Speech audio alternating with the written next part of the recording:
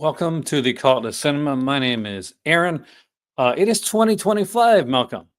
Yes, I can't believe it. Where is our massive cars with those shark fins on them and That's what we want. tanks? We want to be flying and everything, don't we? Going underwater and We got the dystopian without the cool stuff. Yeah. That is not fair. If we're going to get dystopian Yes. future, at least put some cool shit in there. Exactly. BS, isn't it? Instead, all we've got is basically people running in the streets and the same old, same old. Man, oh man, oh man. Are you ready for Vinegar Surname Sale? The I subscriber. am, and I've been quite excited because this is the time of the year where I like reading. Well, I'll say the first half of the subscription hints, because the second half always changes. Unless there's a main title in there, it always changes. So that's pointless for the most part. But the first 4 months, or 5 months, I should say, are normally fun to read about. Like, oh, what box sets are they going to be like? Is there going to be a Mexican horror box set? Is there going to be a Hong Kong box set? What I did here was for Guardian Angel and Fast Getaway 1 and 2 are coming out from Simply Rockbox. So I'm guessing they're going to be Vinegar Syndrome titles because they're really high on Simply Rockbox. Oh, you said Guardian Angel. What's the other one? Fast Getaway 1 and 2, I think they're called. I've never seen them, but they're the ones with and Corey Haim. Oh, you love them then. It's yeah, Sweet Willie. Yeah, no. I've missed saying that. Sweet Willie's in the house. Yeah. William's here. George is here. We got a few people here. My dad, I think, is here. Well, hey there, Dad. I've got to say this. My dad, Glenn, is finally here. I haven't seen him in years. Come on, Glenn. Pop in and say hi. I'm not sure about this drink yet. I told you, didn't I? It says ice pop, and it's not lying. It's not lying. No. I'm just not sure. You were nice. So I need this energy though. Last night I went out for our New Year's Eve party, and we weren't going to go. We had said we weren't going to go, and so we said at the last minute we said no, we'll go. We'll go. We'll stay for like half an hour. We'll just make like a little bit of an entrance, and we'll leave. We'll kind of just go with their sad people and go. So then I had a couple drinks. And then I started dancing in the cages and everything. I danced. I did dance last night. Badly, but I danced. Also, the video you sent me, you and him, was really lovely to look at. Not because of the music, not because that, but because you could really see you two were in love. It was really nice to say, actually.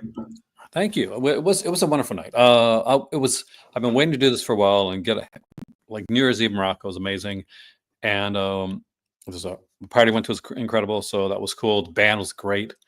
How did you do your New Year's? New Year for me. Okay, here we go. So New Year last night was full turn Happy New Year to me as usual. Today, I spent 8 hours in bed.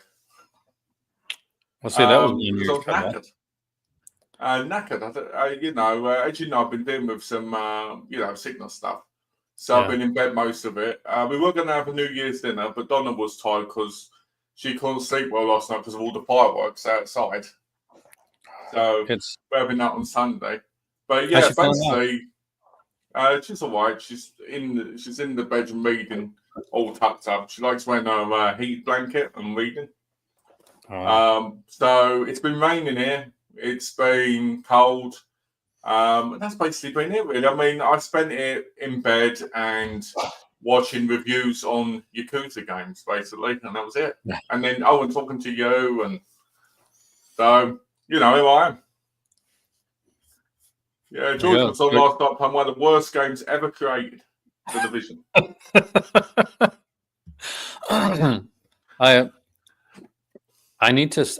There's some games I want to pick up. I'm still playing Elden Ring though. Elden Ring's my thing right now. Happy New Year, ready? Here.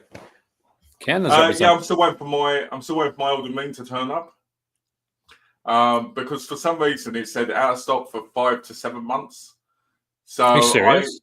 Seriously, yeah. So I pre-ordered it because the price was really good. Well, I didn't pre-order it, but I ordered it because the price was really good. And with Amazon, what normally happens is they'll say that, and they'll cut down to 2 months, and then 1 month, and then a few weeks. And And I was like, for 30 quid for that and the DLC, yeah, I ain't missing out on that. If they cancel I it, waited 6 months to get a Ray Harryhausen's like Blu-ray set from like that from Amazon from Sony, and I in that time point I bought the indicator ones, but I still kept. ooh, I said I'm not missing out because I got a massive sale, and I'm glad I did because the indicator ones are shit when it comes to subtitles and other languages.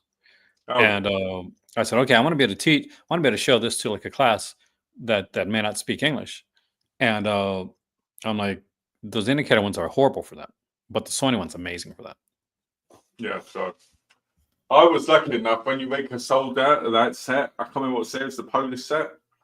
And I got the last one from Amazon before it went for, I think it was £30 before it went up to 280. Did you see the Severance like news that they're putting the Blood Island set back again? Yeah, in that one case, right?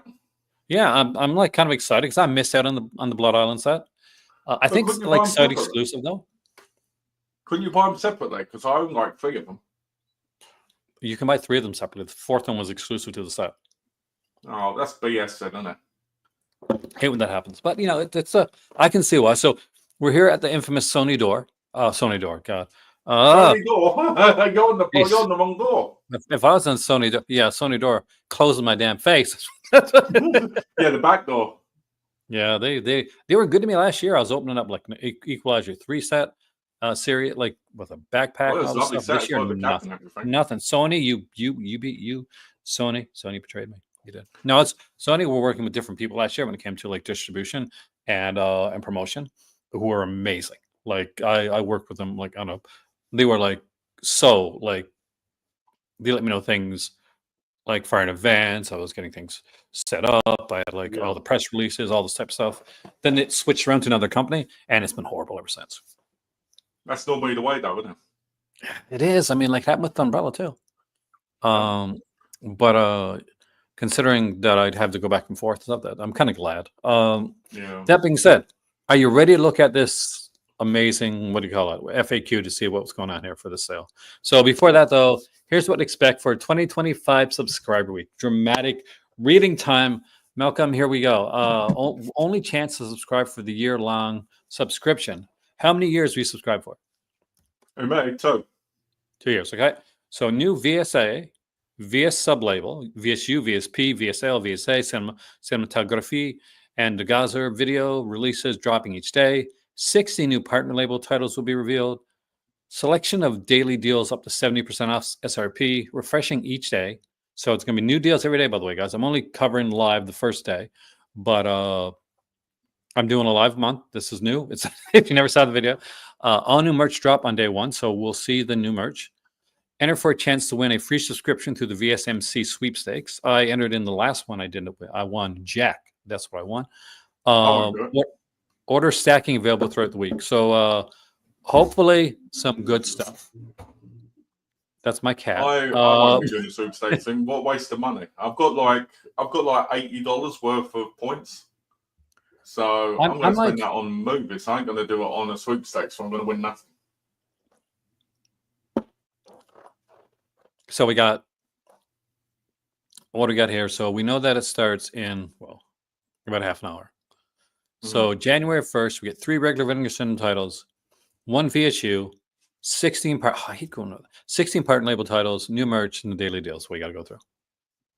Second was going to have 1 cinematography, daily deals. Third is going to be a VSA and daily deals. Maybe that'll be that like fast getaway you're talking about. Maybe. Who knows? One VSP. I heard there's a VSP that could be the sequel to It's Street Trash, isn't it? Yeah. Oh God. I heard that's not good. I hate the original one. So. Then you're not gonna like the second one. No. Daily deals, VSL daily deals, 1 cinematography daily deals. I really got to get into those cinematography ones because I like the titles that they put out so far. Yeah, they're really some good ones. I've got all of them so far except for Red Rock West, and that was because I already owned it. So they're lovely. I just don't like how plasticky those things are inside. You know, the push things. Yeah, it's like you wanted to do like media books, but the Jack it up and they messed Yeah. it up. The Just one this the guys fucking are plastic, Blu-ray and not that VHS horrible grey plastic. and daily deals. So there's a whole ton of stuff coming up. Do you have any like thoughts on like what it could be? Like, did I miss? Are there like clues that I never saw They've them? ever been closed, but I ain't got a clue. Let me look. I'll see if we got any clues. Apparently, one of them is that, what do you call it one? Is it the one with Russell Crowe and Denzel Washington? Virtual, whatever it is. Any new 90s partners coming up? I wonder. Um, Do you think there might be a new partner coming up? yeah, probably. Oh, yeah, I No. forgot. The Melatonin, that's what I'm excited for. The Melatonin titles have come up today. Obviously, we won't be looking at them, but. Oh my God, look at the price of these subscription prices have gone up a lot, man. Well, if you're a subscriber, I subscribe, you get $100 off code. And if you're not, you get a $40 code off because Alex got a $40 code off for just, I guess, buying. But I mean, I'm looking at the international, and the international gets screwed anyway because of the shipping already in it. So if I use my $100 coupon, that's what, $100 shipping instead, which is a bit. And the deluxe shipping is BS anyway for the US because they never get it quicker. So this here, when they're saying these prices, are these prices including shipping? Yeah. Okay, well at least that's the thing.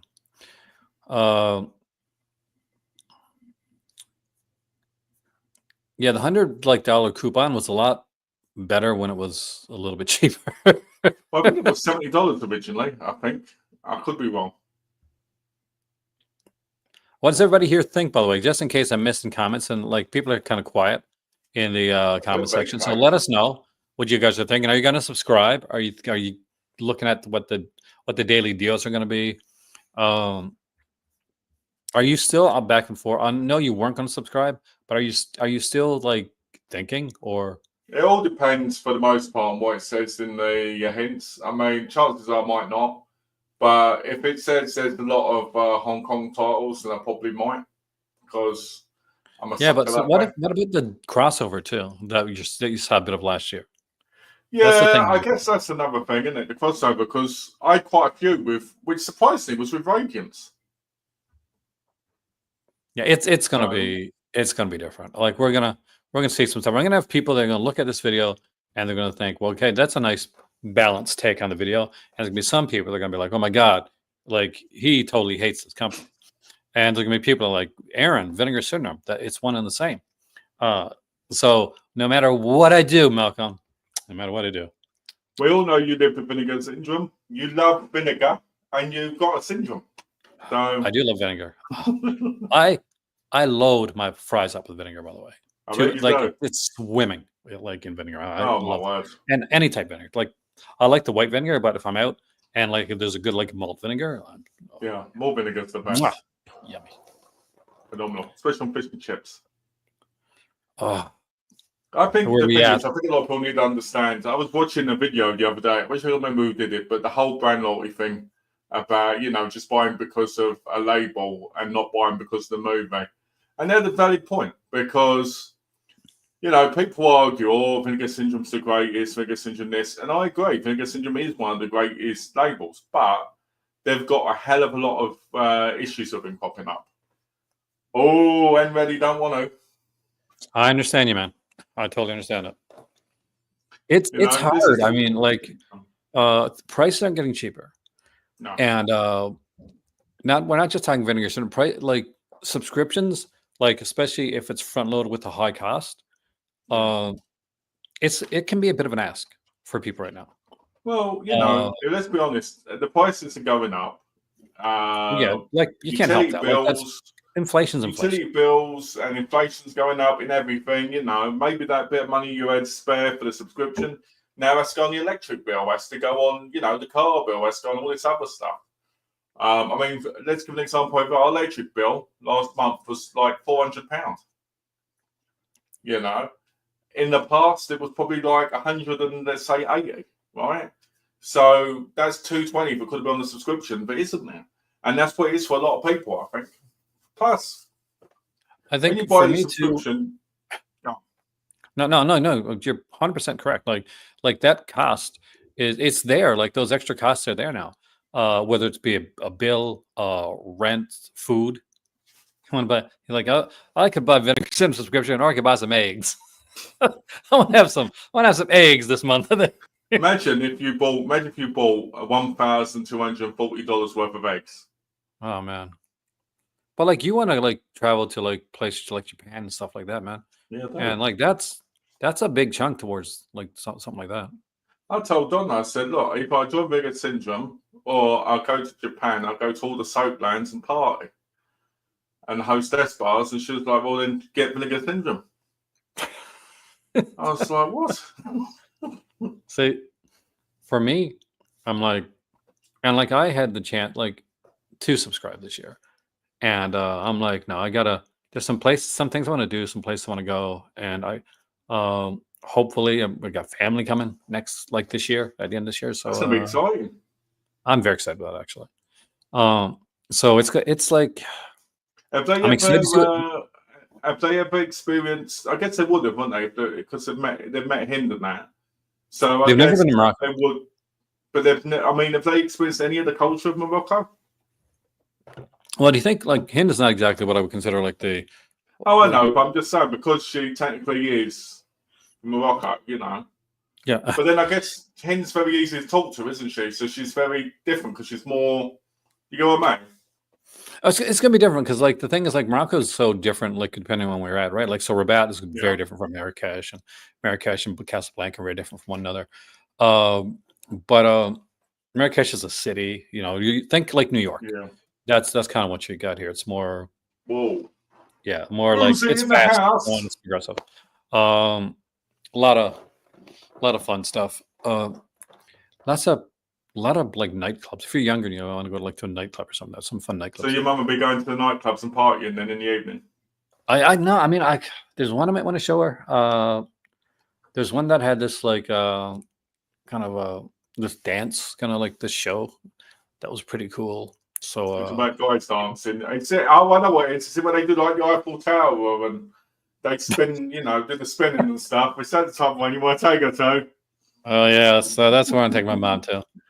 Now, worst experience, like I love my mom. Worst like movie watching experience with my mom was I rented American Beauty,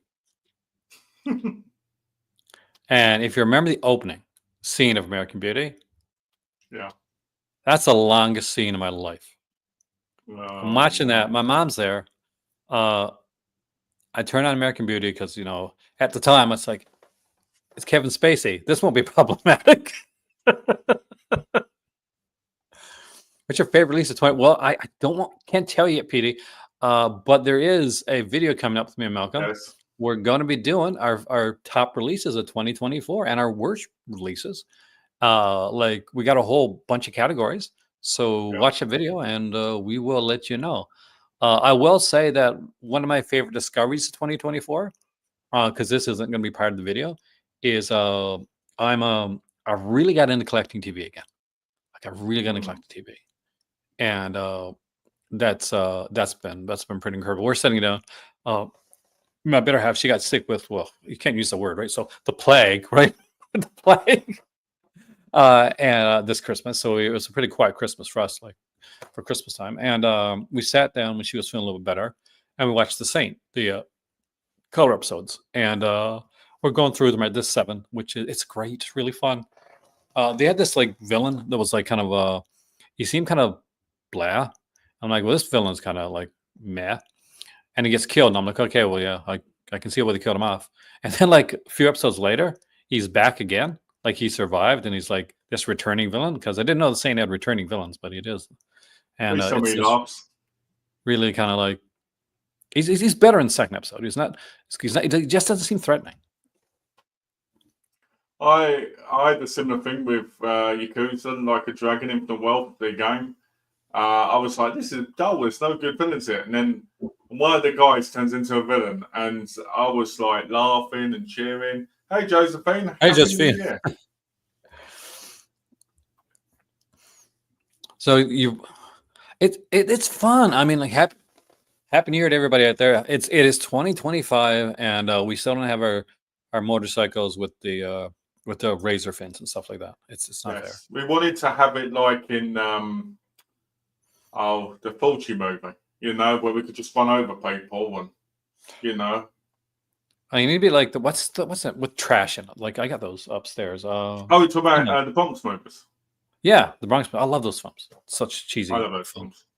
And I'm like, man, how do you think you're doing in the dystopian world, man? It seems, to be honest with you, I haven't been out yet, so I've heard a lot of screaming. I've heard a lot of fires going on, a lot of problems. So maybe I can just sleep through it all and then it'll stop. Obviously, we're about to use our movies for like they're like shurikens. Yeah, movies. They'll be the thing. They'll be like the new. I forgot the Blu-ray release of the Alaskans. I do not. Did you get the Alaskans? That's the Warner Archive release. Unfortunately, archives are hard to get here. Picked it up, but I haven't picked it up yet. The last Moore movie, like Roger Moore, is Hin's favorite, like Bond, by the way. She likes him in Boat Trip, didn't she? Oh yeah, she likes him. Which one? Boat Trip. Remember, it's in Boat Trip. Plays the thing, and he goes. Then it's a great scene. He goes, "We haven't God, yeah." Remember? My hearing's not that great right now, so you got to be a little louder with me today. Shut, Sean. She'll start shouting. I got like hearing in one ear right now, so that's kind of an issue. Got to see a doctor. I've got that because I've got the Day of the Beast is an incredible movie. I love Day of the Beast. It's hilarious. Yeah, it's good. Cat Blue is great too. Bedazzled, love the original. Oh, the Cookery. That's the Stephen Chow movie. Did you enjoy it, Josephine?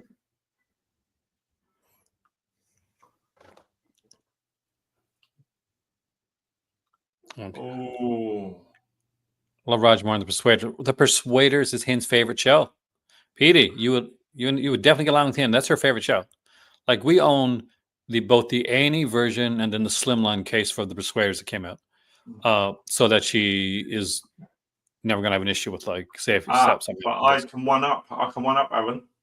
I've got the original Persuaders Blu-ray set, and actually I've got the imprint one. And I've got the last release from Network, which was the beautiful book with the movies. That's nice. So they're basically together TV episodes, weren't they? You mean Network sets? So it's got at least one Blu-ray. Oh man, no, that's a good set. That's a really nice set, Persuader set for Network. How do you feel imprint like and their costs for their release? I think some of them they're getting a bit pricey for some of those TV sets. They're getting very pricey. I'll be honest, I really want the blaxploitation set, the one that they released. How much was it?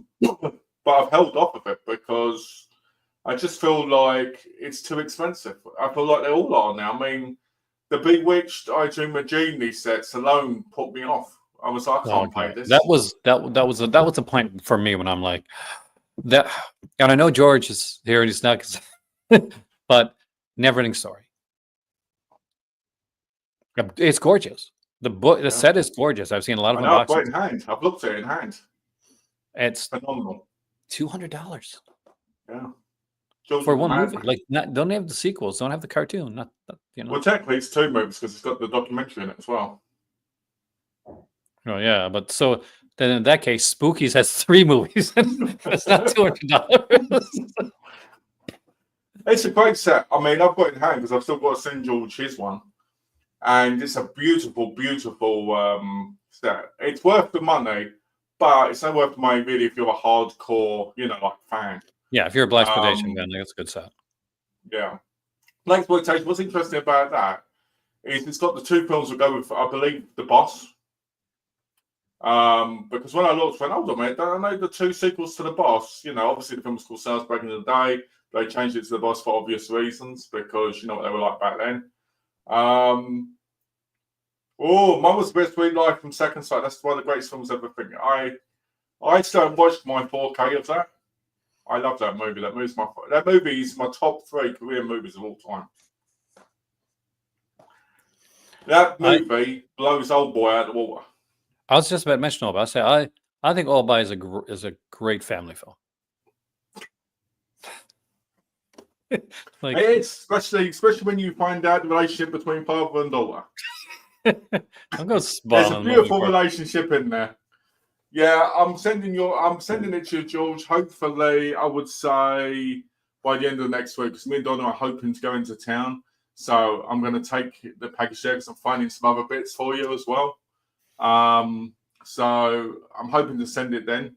I just didn't want to send it during the Christmas time because obviously I didn't want it getting lost because of the system and do you Especially know something what I like mean? that. Yeah, I just don't. I can't. Oh, excuse me. That's a smart move. I can't pay an expensive amount on the shipping because it's so heavy.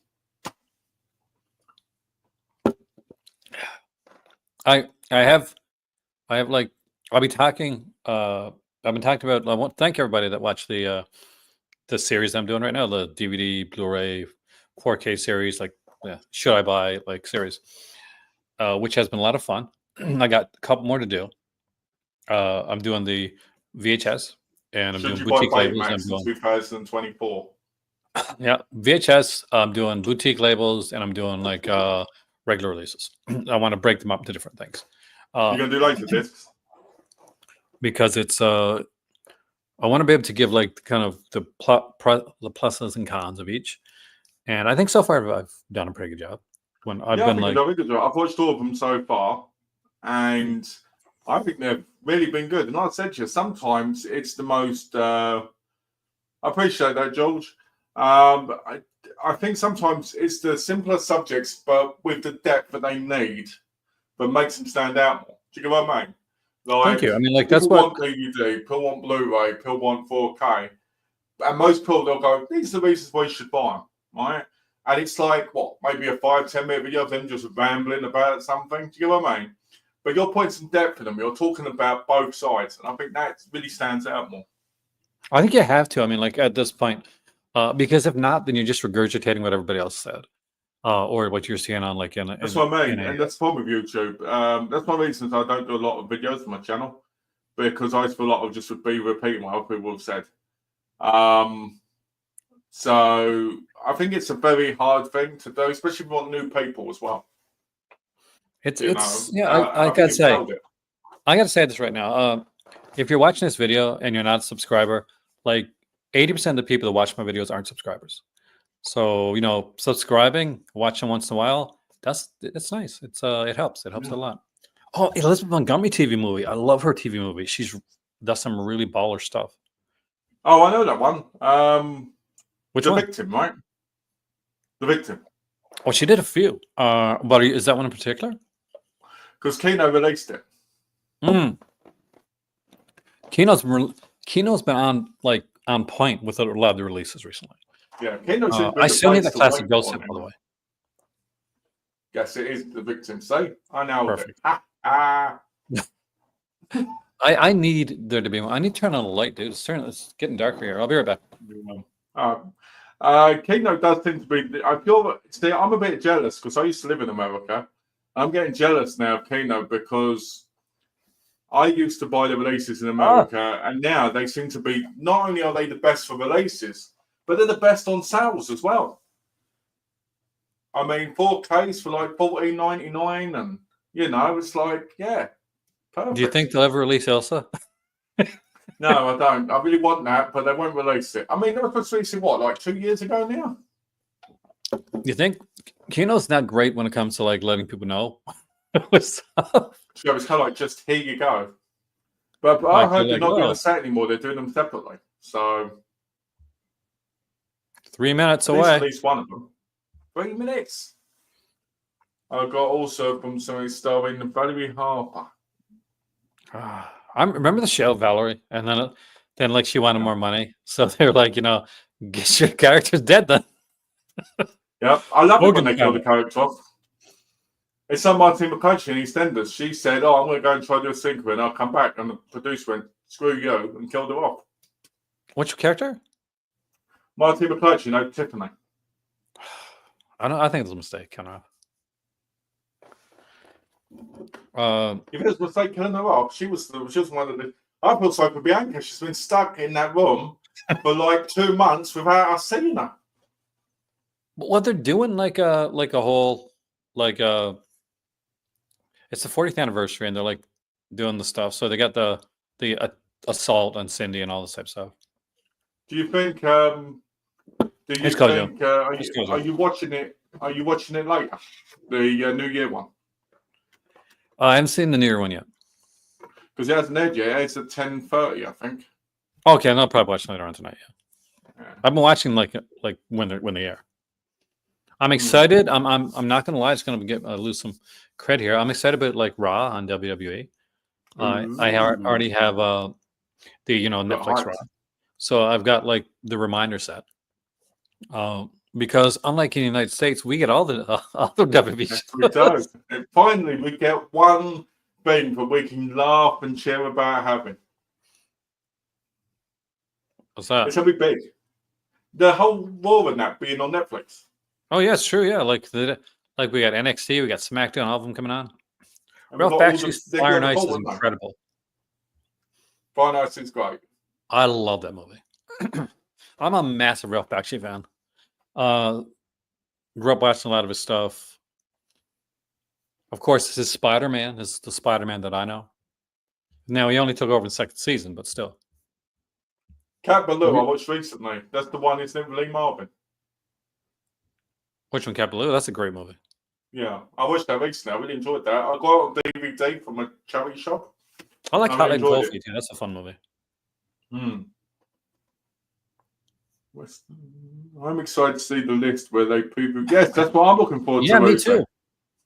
I'm excited to see where exactly this is going. Like I have this is 1 year, Uzi, when I basically have jack knowledge about like what's going on for this. Ooh.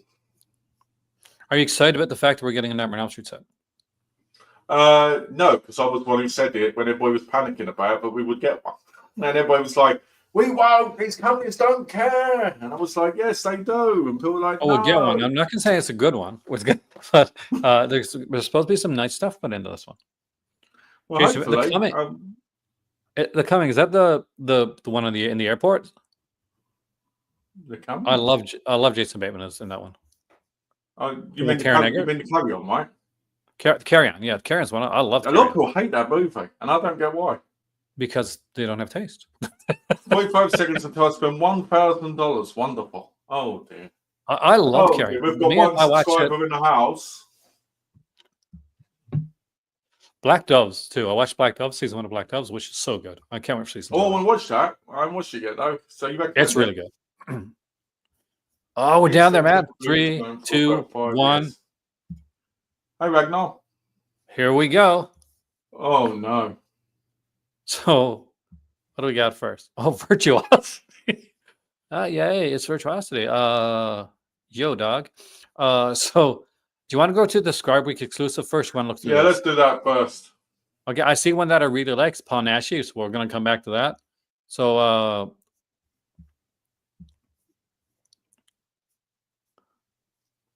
all right. Are you ready for this?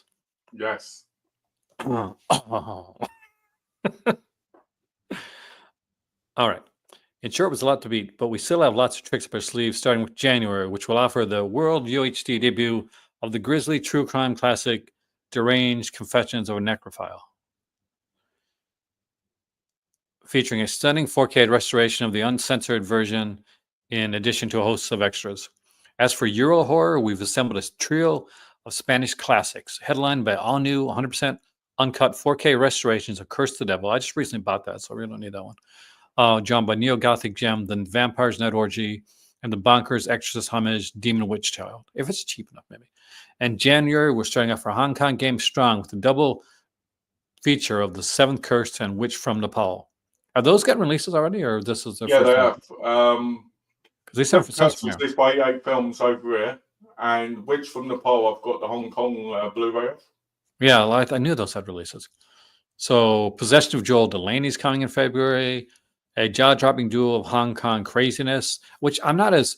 So, Devil Fetus, I knew that was coming. Devil Fetus is hilarious. I wish I mentioned it. Both Devil Fetus and Her Vengeance were released on the Legendary Collection in Hong Kong on DVD. I have both of them on the DVD, so it'd be nice to have the upgrade.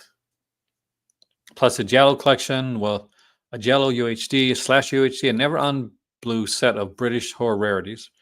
May will bring 4 UHD debuts from 4 very different and all remarkable genre film-focused directors. While July and August will continue to offer horror, thrillers, action, 60s, sci-fi, and giallo on 4K UHD and Blu-ray, along with the UHD debut of Lloyd Kaufman and Michael Herr's legendary Sergeant Kabuki Man NYPD.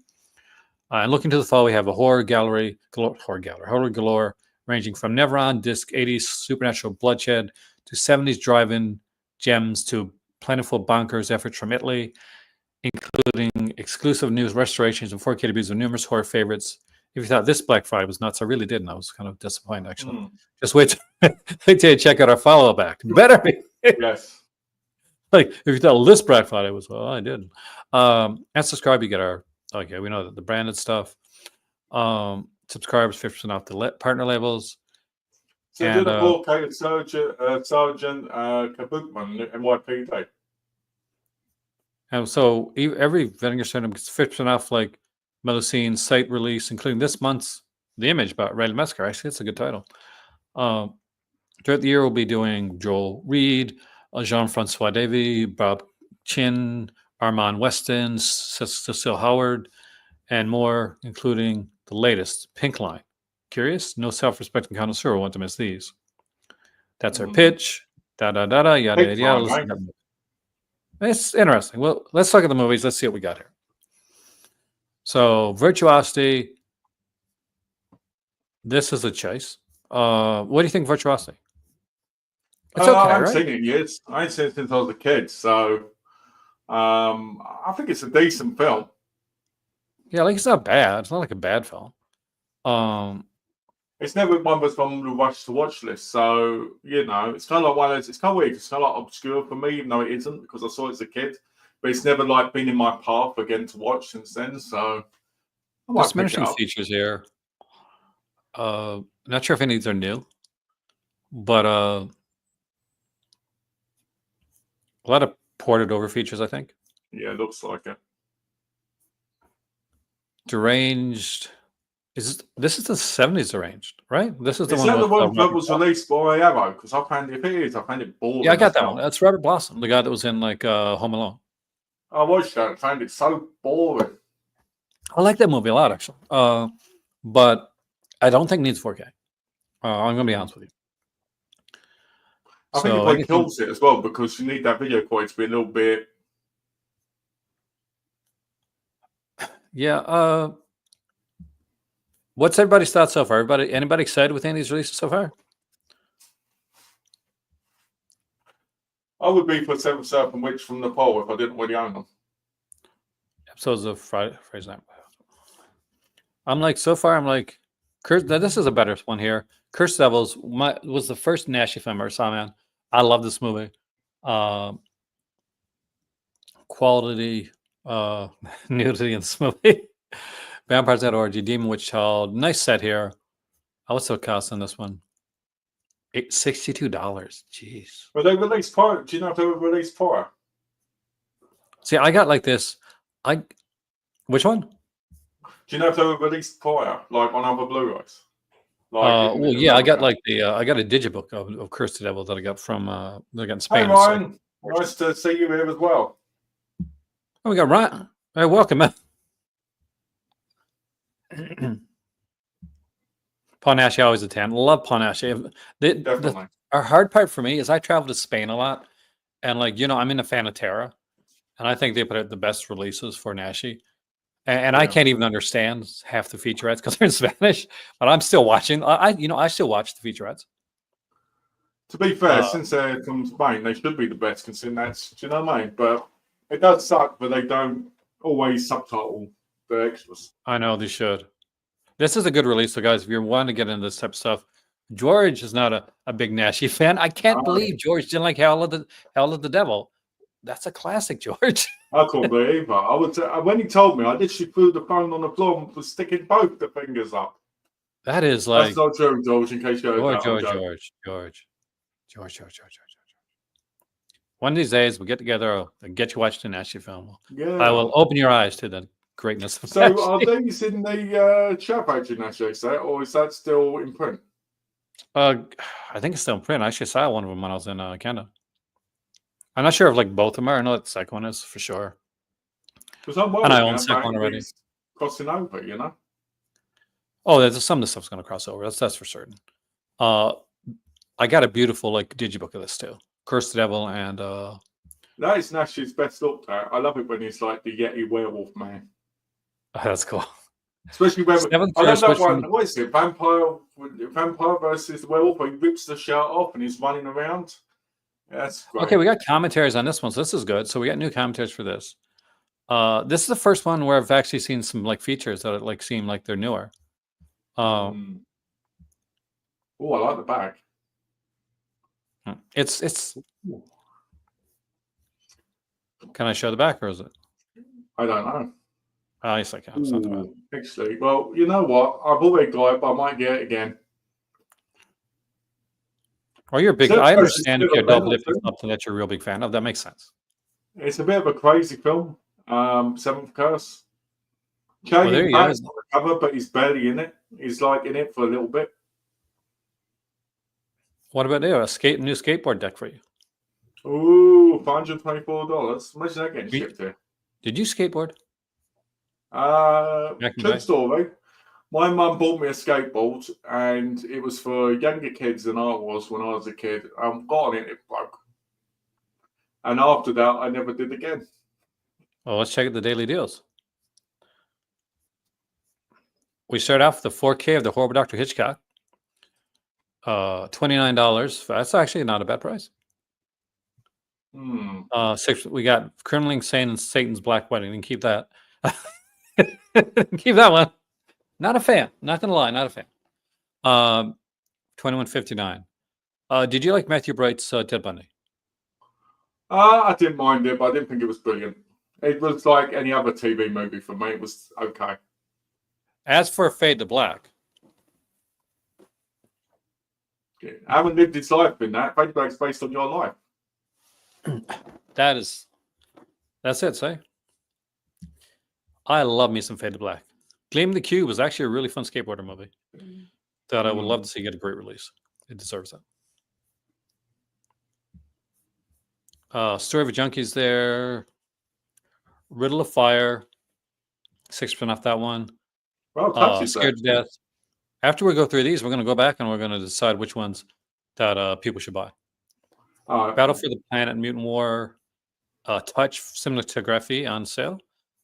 Surf 2, Prophecy 1 to 3, Rebel. I ain't even been out that long. Simon Killer, Quantum Cowboys. Way more than I expected to be on sale, by the way. Yeah. Scalper. And fairly newer stuff as well. I know. Dracula, the Dirty Old People Man. need Dracula, Dirty Old Man. That's hilarious. At the Video Store, Speaking Parts, Undead, and Spirit of 45. That's 20 released. Okay. We're going to go through. We'll choose. You can choose one or two each line. You can go first. You're the guest, and we're going to choose titles. Okay. Fade to Black. Fuck you. Well, Dr. Hickok. You did that on purpose. Okay, choose your second one.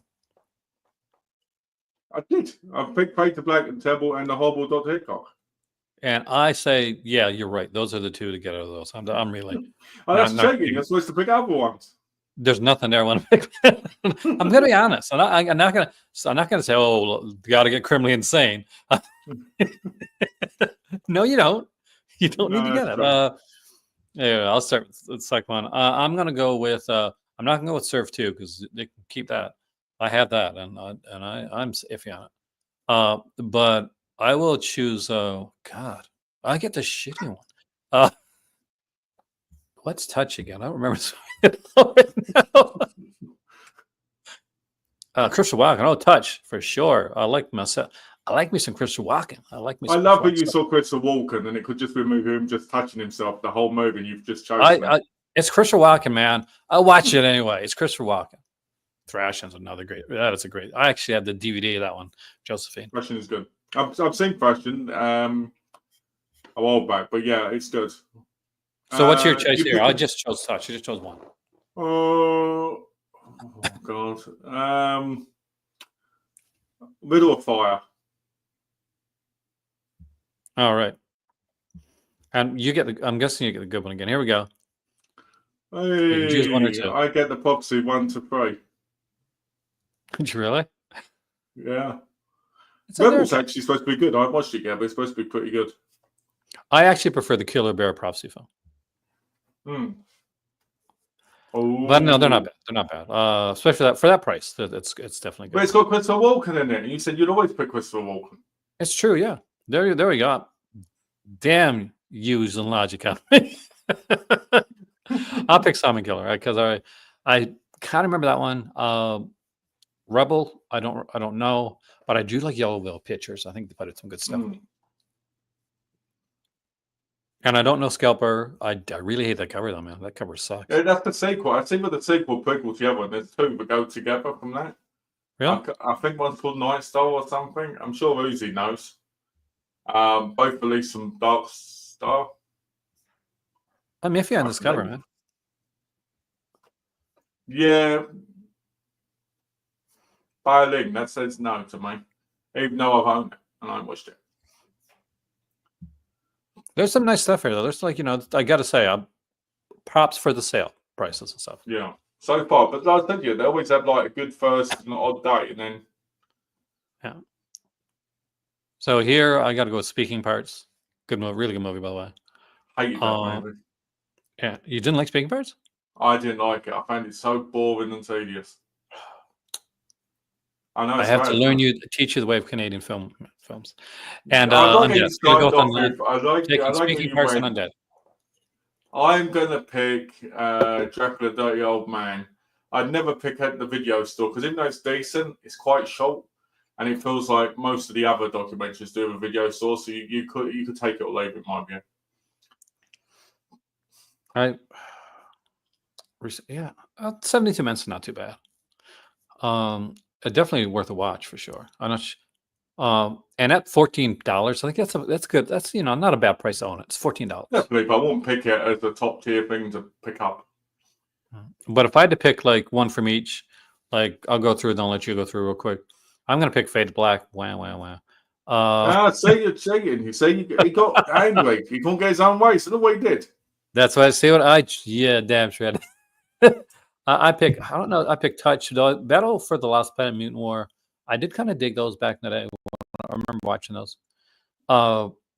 Here I'm gonna go with the Prophecy trilogy. Like I'm gonna take Malcolm's choice there, but it doesn't matter because I'm gonna choose anyway. And you didn't like it, I'm gonna choose Speaking Parts. What are your 5? My 5 will be Dracula Dirty Old Man. I will pick Rebel.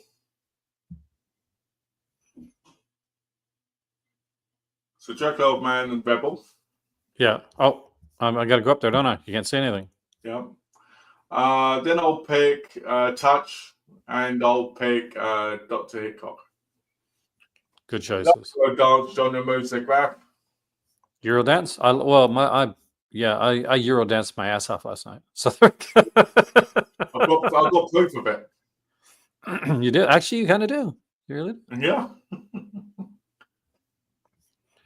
So, what do you think these titles? What are your thoughts on these titles? What, these ones for the first month? Yeah, for like January. Yeah. Virtuously, I'm kind of excited to watch again because it's not a bad film, but I haven't seen it so long that I can't really say. Deranged, I hated when I bought the other version. Curse of the Devil set, I'm really happy for because I love Ming Nashi.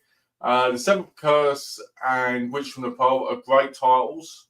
Which I highly recommend, except if you own them, because, well, the Seventh Curse is available for 88 films, so more likely George owns it.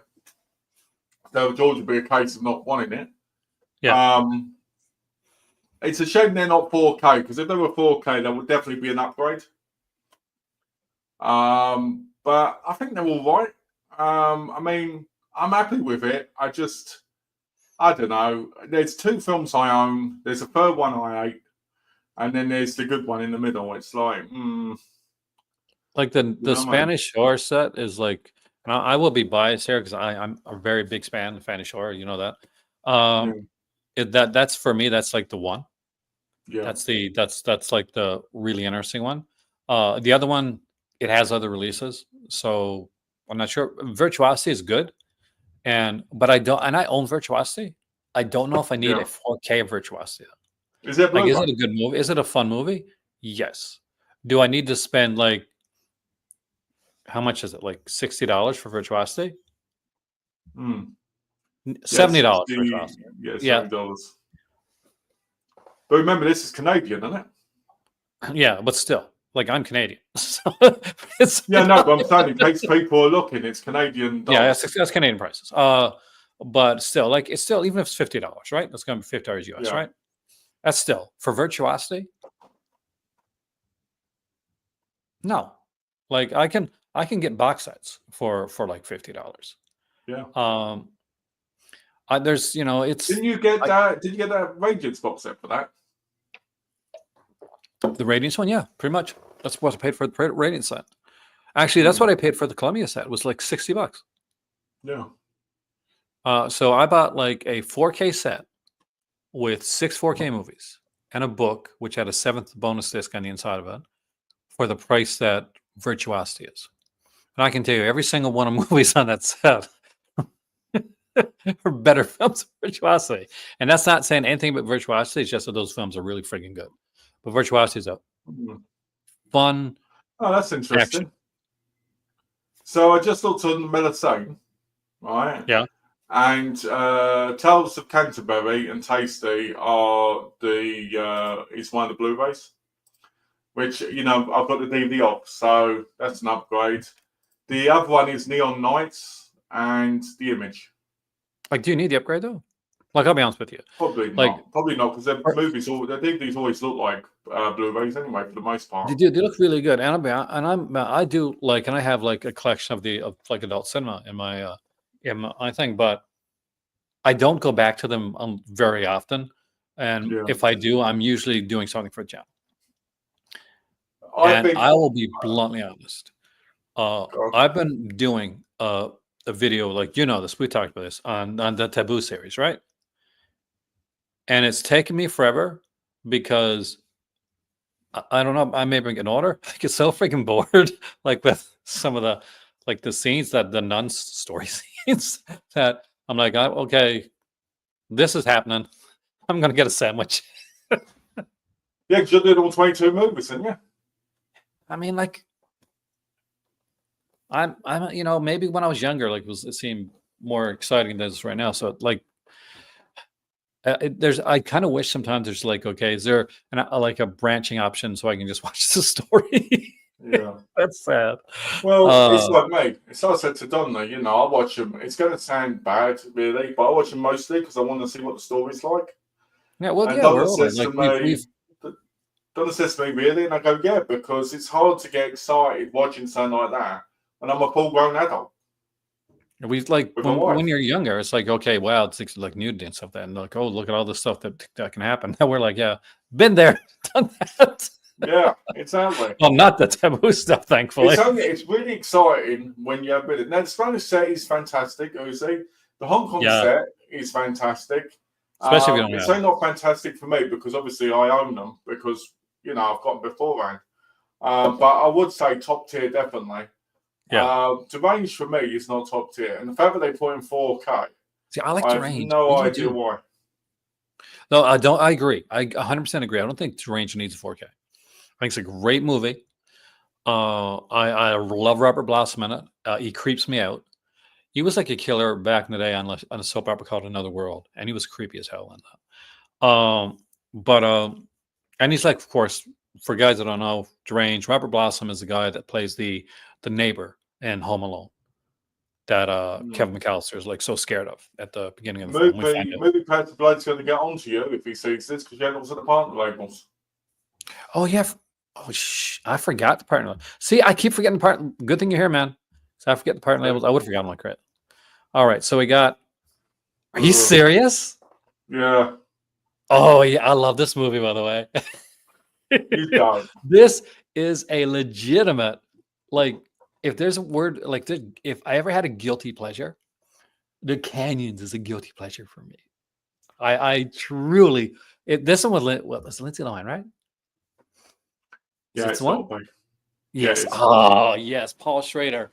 This is insane. James Dean was like, he was an adult actor. Speaking of adult actors, right? Yeah. Have you seen this movie, by the way?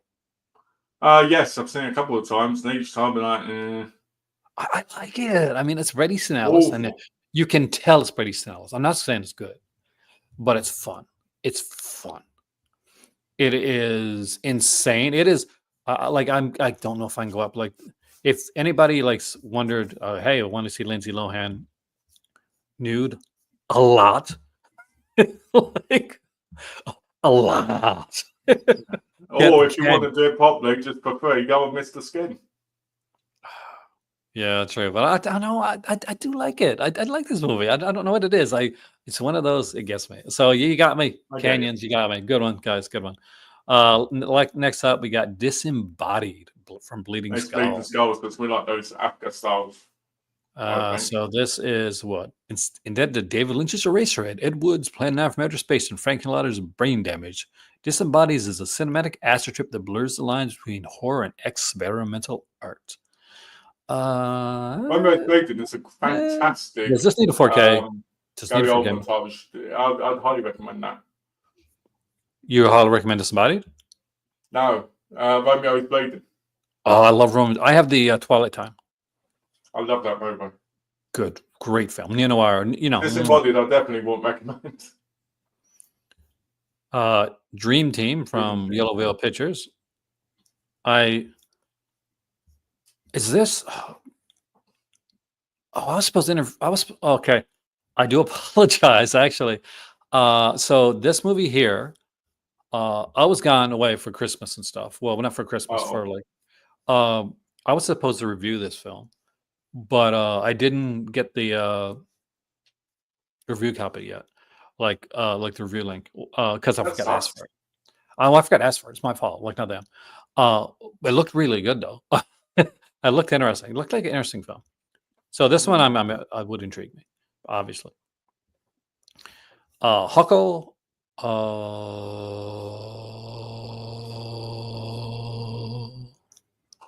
An old man hiccups. Well, you got me there, guys. He shuffles slowly about his morning ritual and then takes his place on a bench outside his cottage. Okay. Next. You got to get me that sentence, guys. Oh, Influence stuff from Shudder. I know. Well, yeah. Oh, I love this movie. This is one, isn't it? Wait, is this one? Have I seen this one? Maybe. Isn't that the one you talked about? Yes. I like this one a lot, actually. This is really good. I like this one. Hell's yeah. Oh, look. Satan's Call, Jacko and Jacko 2. I love those titles, man. God, what am I, 5?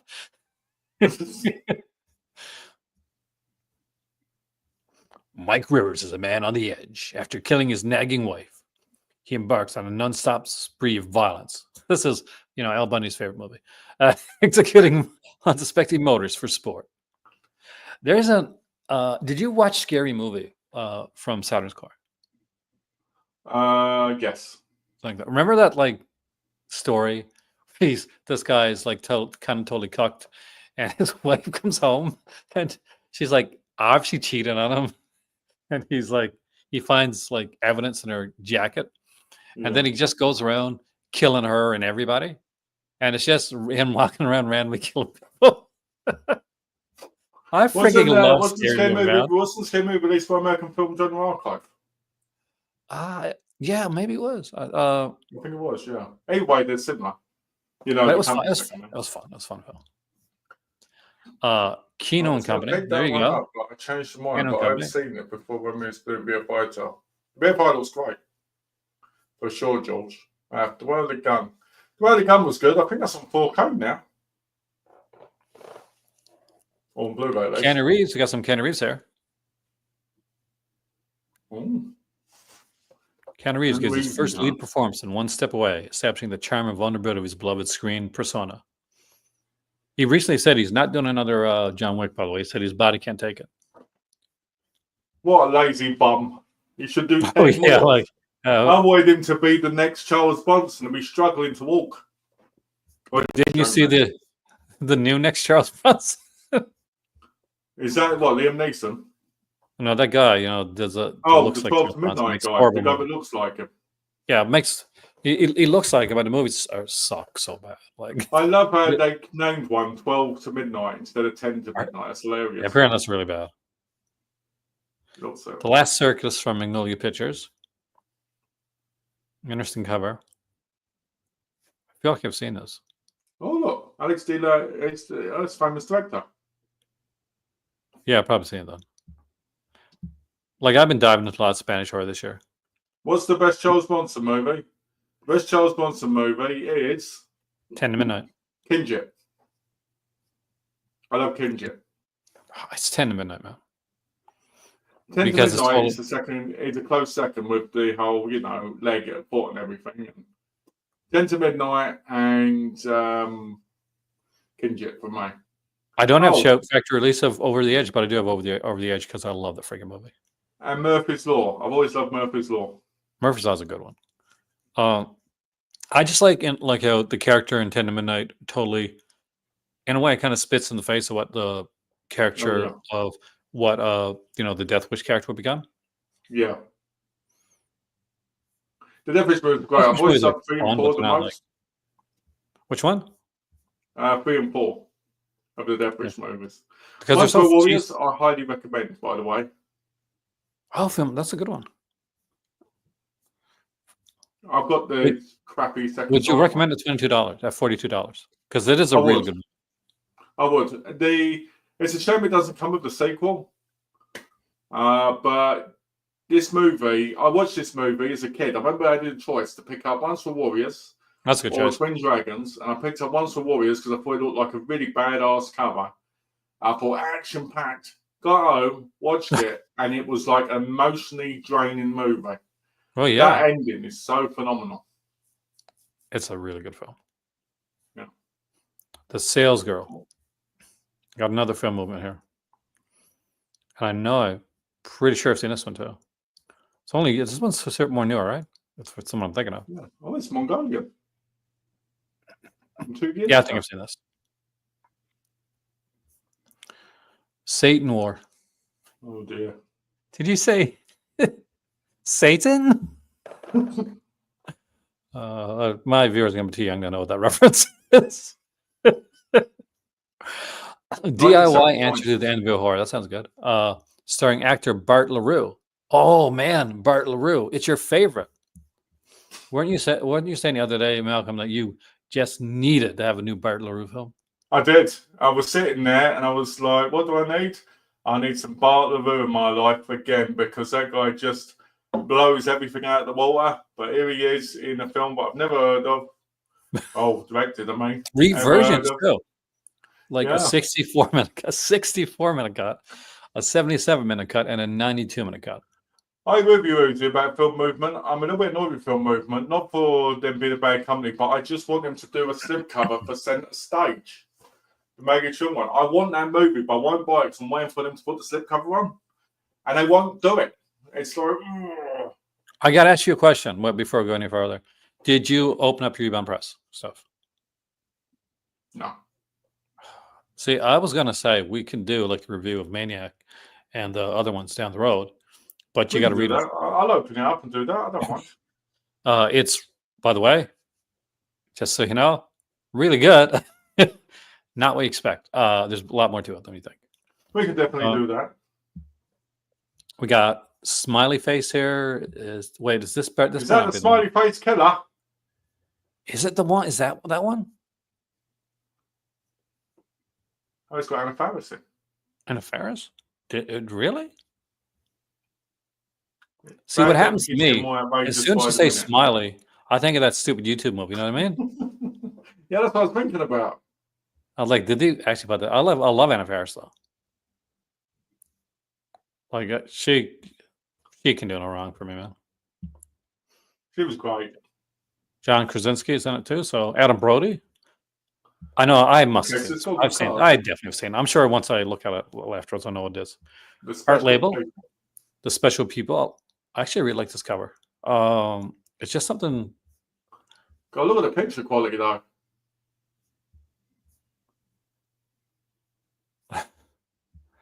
This Oh.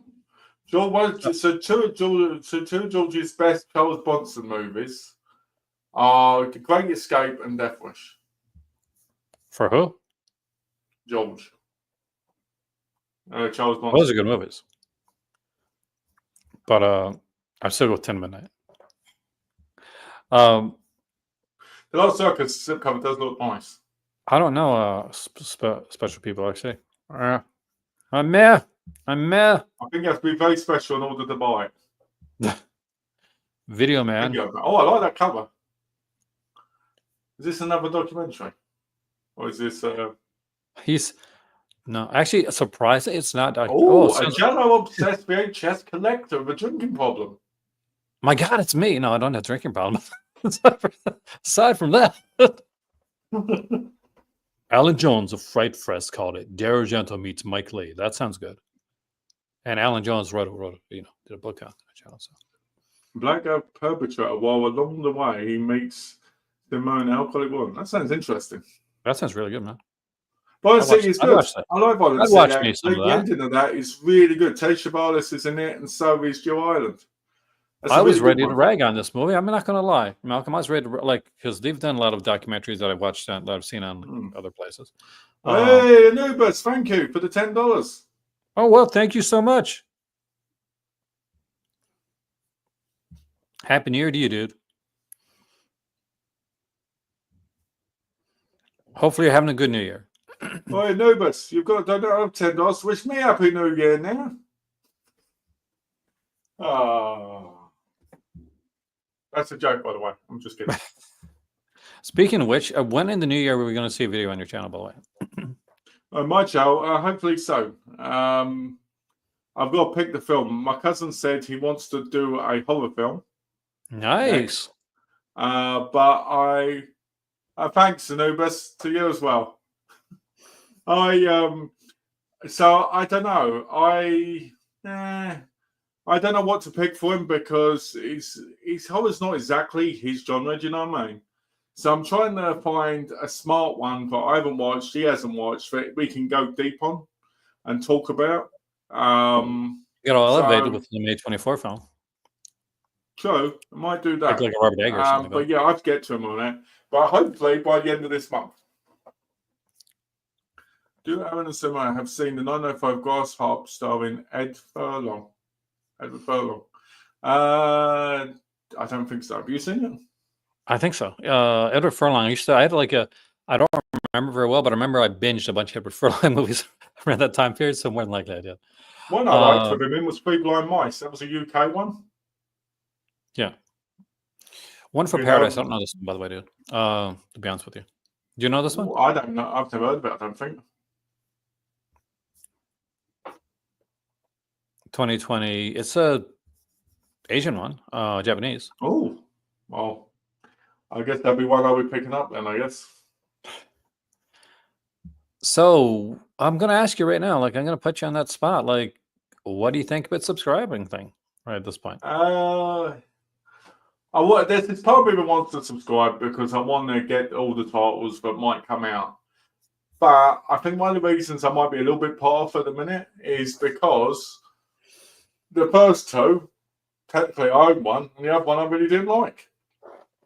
Now, that's not always the case, don't get me wrong, because I'm sure if I had subscribed now, I'll probably at least like a majority of the releases, if they're to this standard, I guess. But I don't know. This is the first year I think I've really questioned myself on it. And it's not that I'm questioning it because I don't think other people should if they don't want to. Because I think it's a personal choice. I've always felt that. So if you subscribe and I don't subscribe, we're still in the same boat because we still have our views on it. So I don't really. But I think a lot of it has to do with the fact that I've got so many movies as well. But it's like, how many of the releases can be ones I might already have? There's so many companies coming out now, and there's so much stuff that's being done.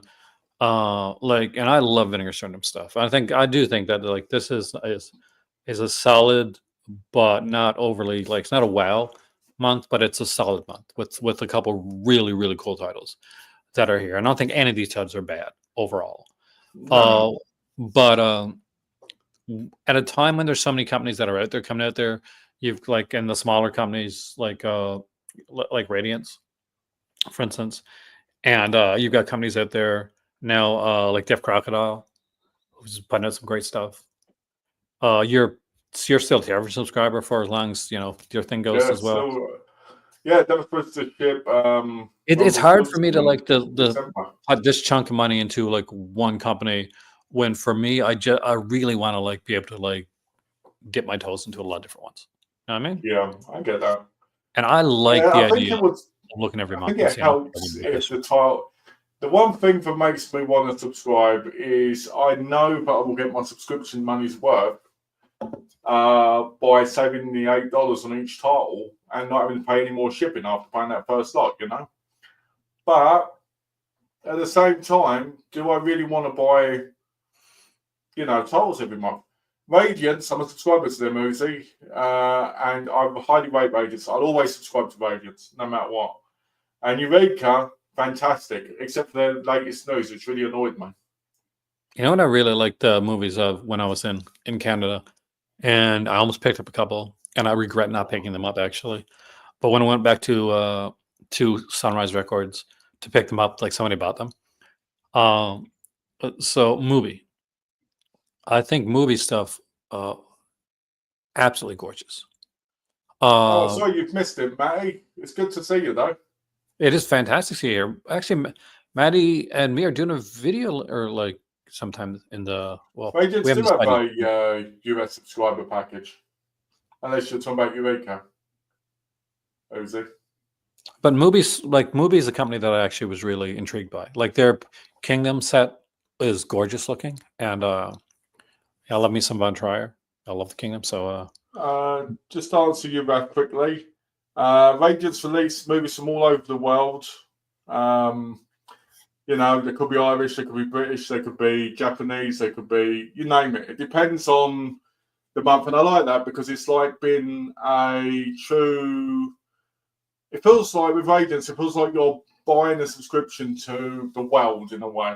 Even though lately there's been a lot of Japanese titles, which has been great for me, but I'd still except order Morocco, for them.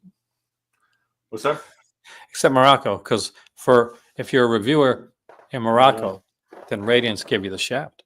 Oh, it's going to be bitter about it to the end of his days. I'll tell you, you look on your deathbed, your family going to be around you, and the last thing you know is going to be like this. Radiance. And they'll be like, is that what you had to say? Be like that thing in the Family Guy when it's like play the song. Yeah, I'm happy they've started Dippination as well. But the thing is with Vinegar Syndrome for me is they're releasing some great titles, like for instance, Her Vengeance and Devil Fetus. Brilliant titles. Yeah. Have not been released anywhere on Blu-ray. Yeah, that's the thing. That's the thing. Because you like my problem with it, and and if you're in North America and it's wonderful, but I'm not anymore. So I look at it through a different lens, and so do you. You're in England. So we are basically 88 Films and companies like that are just as prevalent to us as like Vinegar Syndrome, more so. So to pick up something from Vinegar Syndrome and like, okay, they're putting out these movies, and then like, 88 Films is going to put this out, or Radius is going to put this out, and I can get those a little bit easier, and maybe not spend as much, because 88 Films aren't as expensive as Vinegar Syndrome, like by far and large. But that's the thing I have to think that you think about is the double dips, because there are like, especially for I love that they're doing Asian releases, and if you're in North America, jump on that, because there's so many. So Malcolm knows way more about the Asian cinema stuff than I do, but so much good Asian cinema out there, and I'm so glad that they're doing it. It's harder for somebody that lives outside of North America, because we have and so do people in North America now, because 80 Films over in Canada and the United States now. We have like the ability to go out and pick up, a lot of these 80 Films releases with a lot of really good Hong Kong titles, a lot of good like Shaw Brothers titles, a lot of good Jackie Chan titles, a lot of good like just crazy titles like Devil Fetus from another company. And you wonder about like the crossover. And okay, this is going to cost this much, and if I buy this, and 80 Films puts out these wicked ass releases, by the way, with these like cool box sets. Like, not that you need a box set for every film, but they do like these sets with these hard boxes and like posters and all this kind of stuff in Yeah. it. Well, that's what So they're that's doing that's like always with that's always a thing to think Master about. Universe coming It is, out soon. They're doing a hard box for it.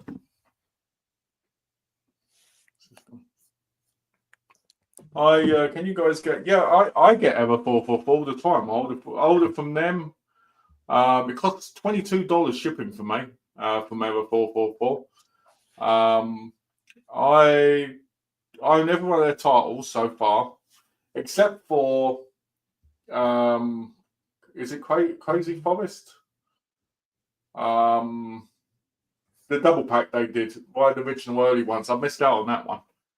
And I've been waiting to probably find it cheap. Never have. But try Mount Loon in Paris. Like, see, maybe go there. They have a lot of older stuff.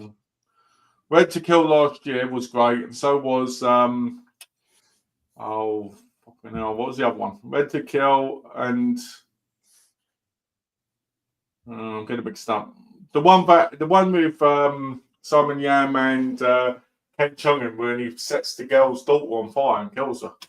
And he goes, I love that movie. Such an amazing movie, that.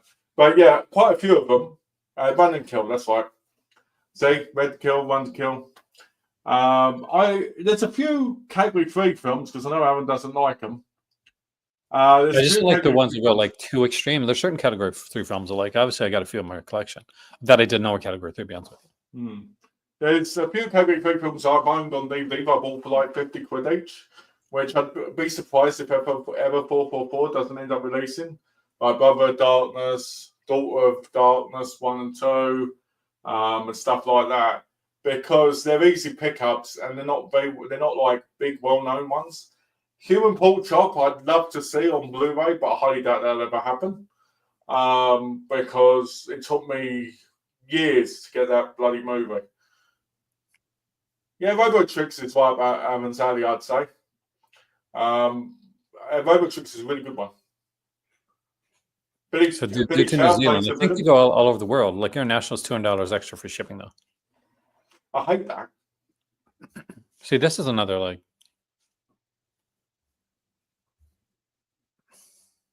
All right, so let's break this down month by month. Here we go. Okay, ready for this again? So February, we're getting The Possession of Joel Delaney on 4K, which I don't know if it needs a 4K. I'm like, Oh, debut of an 80s Jess Franco horror as well. Yeah, of an 80s Jess Franco horror, Blu-ray debut of an 80s slasher, Blu-ray debut of Devil Fetus plus Revengeance. Oh, Johnny box set is it number 8? Yeah, probably. So it's getting up there, man. I'm so glad they're still doing them. Like, I'm really UHD Blu-ray debut of a jaw-dropping 80s British thriller. That's like my dad's type right there. April, we got a UHD debut of Giallo. So, Giallo film of Giallo. Hey, of Dario Argento's Giallo. Hey, that's no. Did they give that one away by accident? Giallo. UHD debut of early supernatural slasher. Blu-ray debut double feature 60s British horror. That's kind of cool. That's cool. UHD new tongue. Debut of 70s horror masterpiece. UHD debut of a 90s horror classic. 2 secret surprise UHDs. Pretty good so far. Wow. Partner label month. Looking like a lot of UHDs. 3 UH. Oh, they're going all in. Look at Paramount, right? They just put it like Transformers 1. And they put it out with, there's a Blu-ray, but you got to buy it's a 4K plus Blu-ray. The Blu-ray doesn't get a separate release. 3 UHDs of horror and sci-fi films. UHD of Sergeant Kabuki-Man, NYPD. I like that film, actually. Do we need that on 4K? No, but it's fun. I don't know, man. I'd probably not. 3 films set of 70s Italian horror rarities. That's more my thing. A double feature of 2 genre melding films by indie director legend. 1 UHD and 1 Blu-ray only. See, I think sometimes we just don't need 4K for some of these releases. We don't need 4K. We don't need 4K for Deranged. I'd rather have a box set with 3 movies in for the cost of what that 4K would be when it comes to stuff like that. All right, and like you're noticing some of these times we're getting these 4K releases and they're porting over features. There's no new features because all the money's had to go into like the restoration of the 4K. The question is, how many of these will they change before the end of the year? Yeah, that's the thing too. September UHC release of major indie horror films. Blu-ray debut of Backshit Crazy Italian Horror. Love that I say that. UHC debut of 90s supernatural horror. UHC. I love the fact there's a lot of Giallo this year, by the way. Debut and brand new restoration of 70s horror classic. UHD debut of masterful 90s infused genre bender. UHD debut of Giallo. This debut of 80s supernatural horror. Sometimes there's a bit of hyperbole in what they say is a classic. So we've had that happen. Shocking UHT debut, a horror box set, 2 more mind-blowing secret surprises. So there's good stuff. I mean, like, there's good stuff coming up. How many releases is it in total? In total, we have, are you ready here? 4, 8, 9, 10, 11, 12, 13, 14, 15, 16, 17. I'm not doing box sets separately. 17, 21, 24, 27, 30, 33. I guess that's not as of right bad. now. 33 in total. Yeah, sure. Everything is still a classic. You're right, because there's some things they've called a classic where when they're finazed, I've gone, are you blind? Everything was, yeah, it's like, we didn't want to, we push back.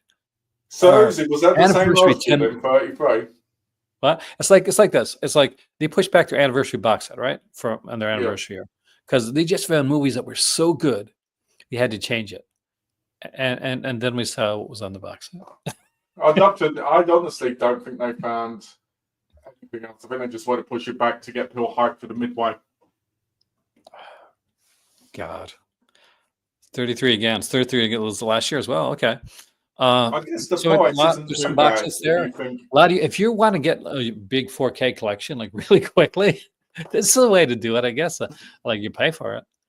I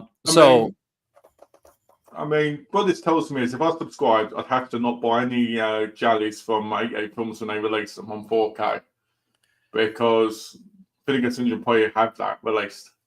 So let's look at the price here. I'm going to look at Canada right here, for instance. Okay, let's look at international. You're international. So for you, it'll be. Are you fucking kidding me? $1,800. That's not much international. Not including, by the way, your $200 shipping. That's on top, isn't it? No, I don't think so. Maybe it is. But $1,800. Let me have a look. Where's my phone over there? Okay, I'm gonna do something. Are you gonna work it out, like each thing? Yeah. So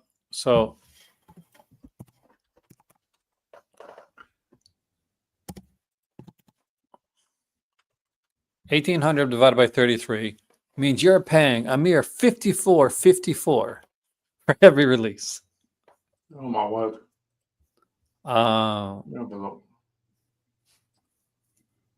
So if I put that in, I'll put that there. National. Let's have a look. Jeez.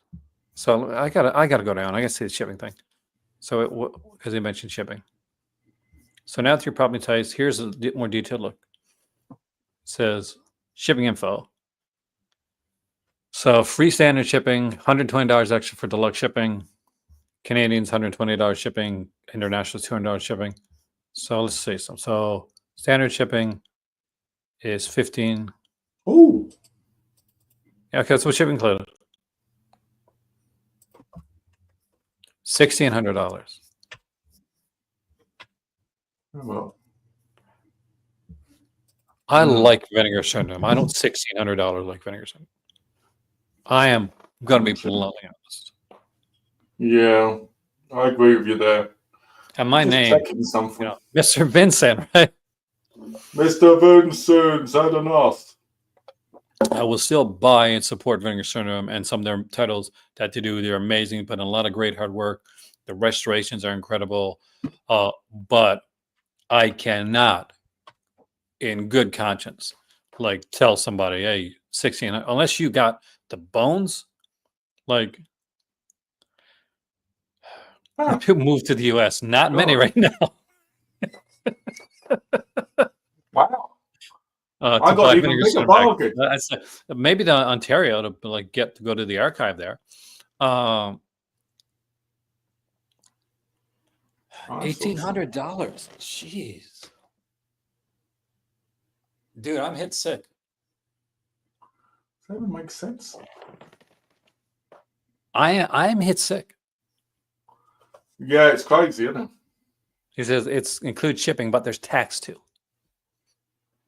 Yeah. Yeah, you're right. That's a no for me, dog.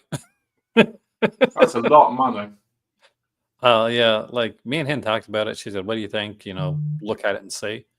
And I saw, and I'm like, nope.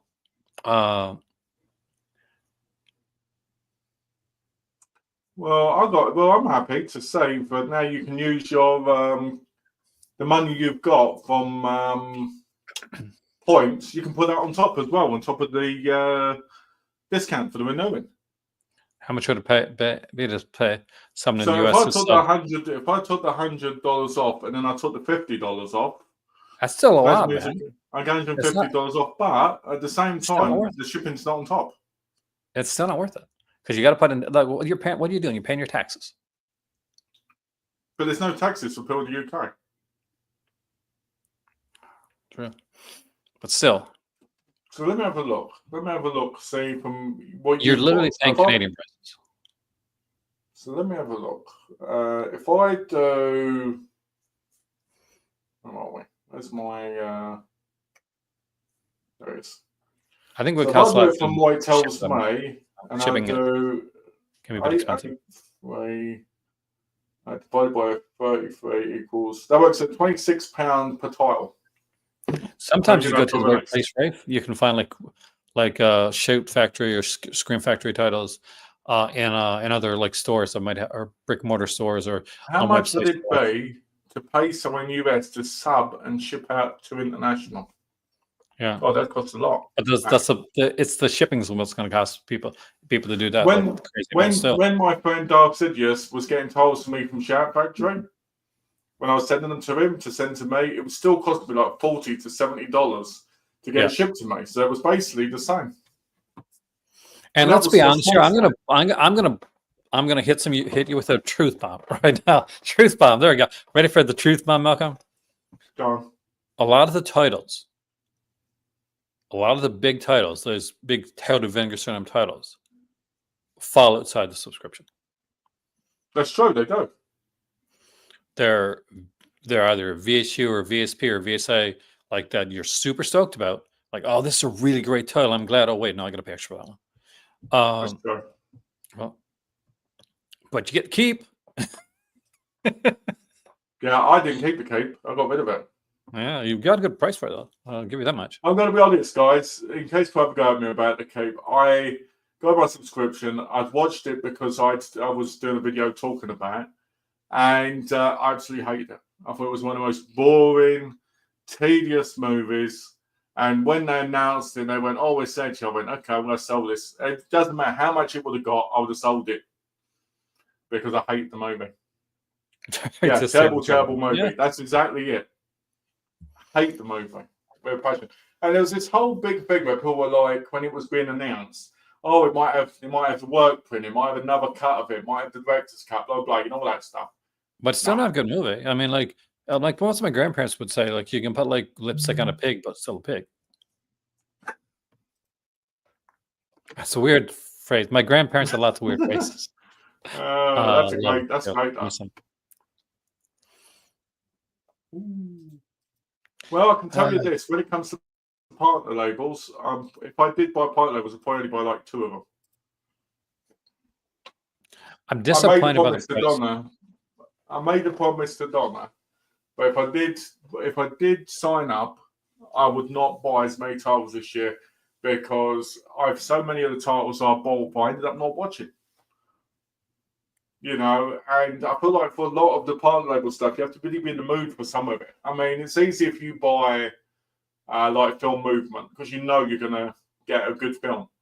But when it's saying like Satan's Core and that, or Saturn's Core, you're like, I need to be in the mood for this. You overbought some partner last year. You really did. Yeah, I did. I bought every let yourself get excited in the moment. So now I'm just like, yeah, this girl was the get, and I'm getting to that AS. But yeah, looking for Mr. Goodbye is a lot better than people give it credit for. Donna watched it when it came out. Good She movie, saw it really in the good movie. cinema. Great movie. And she said, I haven't watched it yet, not properly, but from Donna's thing, she says it's one of those films that's really good.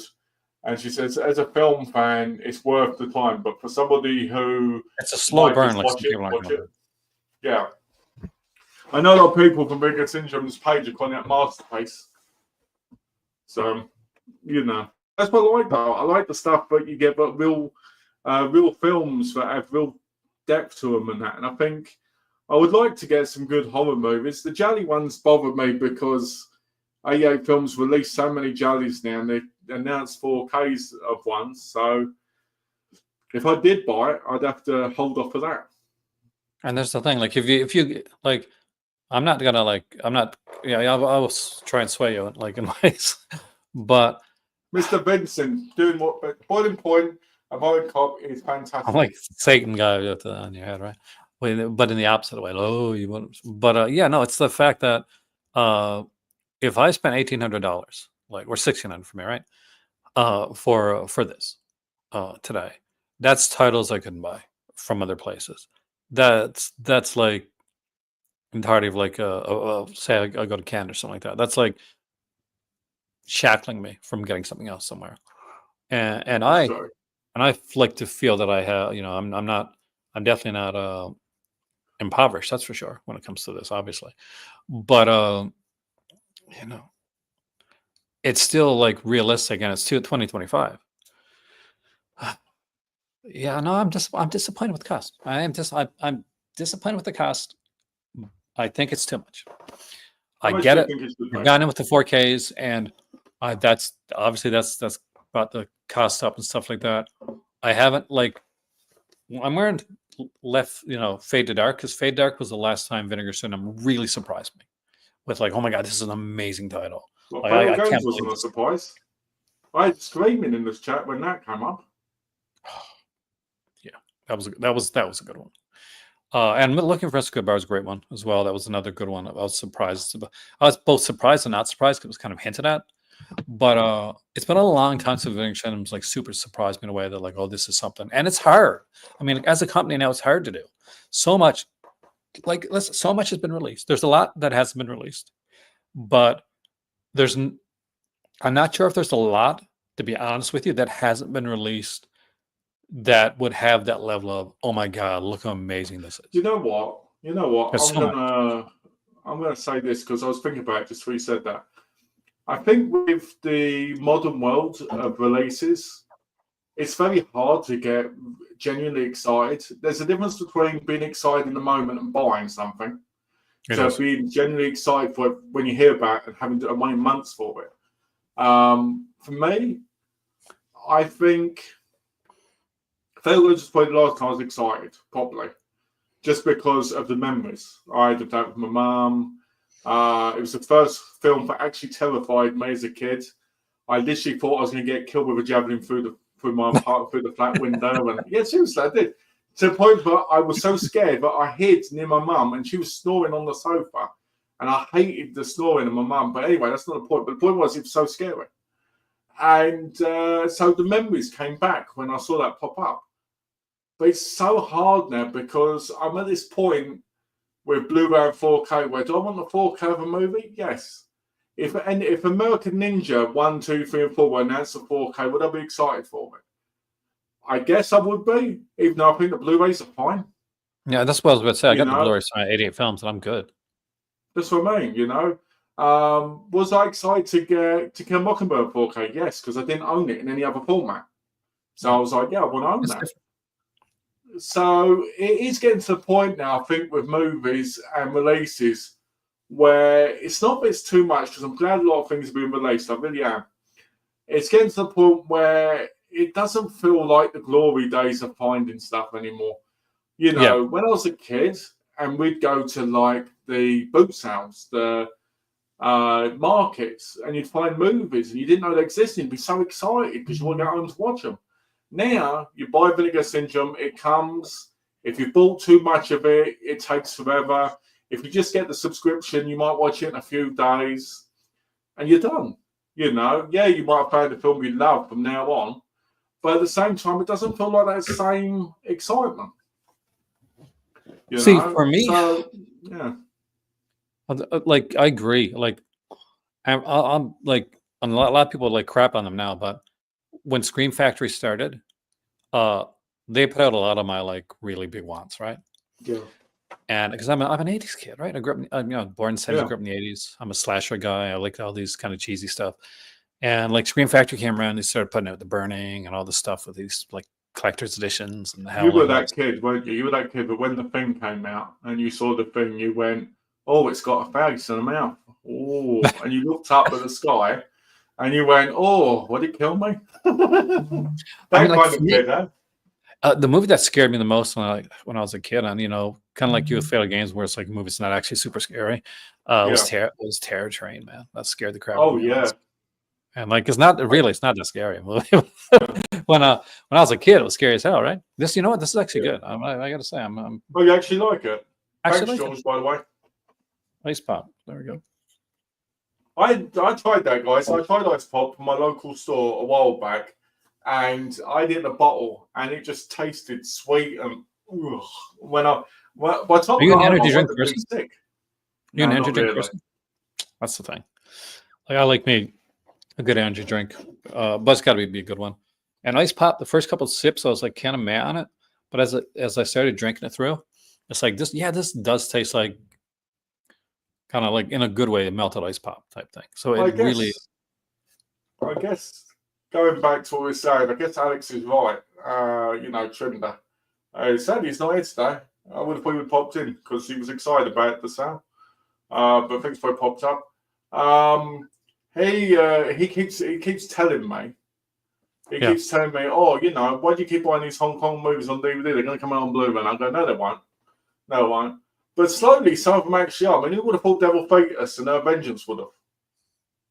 And I've got to wonder. This year, I knew Devil Fetus was going to because I'd seen it like mentioned a few times recently, and I was kind of, why is Devil Fetus getting mentioned in different places now? Now we know why. I've got to wonder if Devil Fetus and Vengeance is going to be uncut because the Hong Kong DVDs I've got are cut. So I'm curious because in Devil Fetus there's a scene in it where the head basically kills the woman naked and she basically has blood all over and that. They cut that bit out. So I'm wondering if that's going to be the Vinegar Syndrome version. Now it's not never needed to be there, obviously, but obviously a cut's a cut. The Devil Fetus. So is that like animal cruelty or is that like fake? No, the Devil Fetus is from the woman. Yeah, no, but isn't like that the one where the is it an eagle or something like that? I don't think so. Which one is that? I thought for sure Devil Fetus had like the eagle blood. If anybody knows which, it might be. Because there's blood in there. Now, I'll give an example of one that I think's fine to be cut. Right? I think it was on time. So the God, what was it? The King of Comedy, right? That one has a scene in it with nudity of a child, right? That should be cut out. That should be cut out. Because even though it has a point maybe to the country at the time when they did it, to modern audiences, that shouldn't be there. Because even though you could say, oh, it's not a harmful thing, it is to most people who are watching as an audience because you're sitting there going, hold on, man, look what he's doing, So that should be cut out. Don't get me wrong on that. It was like underage person or something, or the kid. It's like a 5-year-old kid. Oh, Jesus Christ! No, sits around naked, and then Stephen Chow basically flicks the thing and all this with it. It's really weird. That is weird.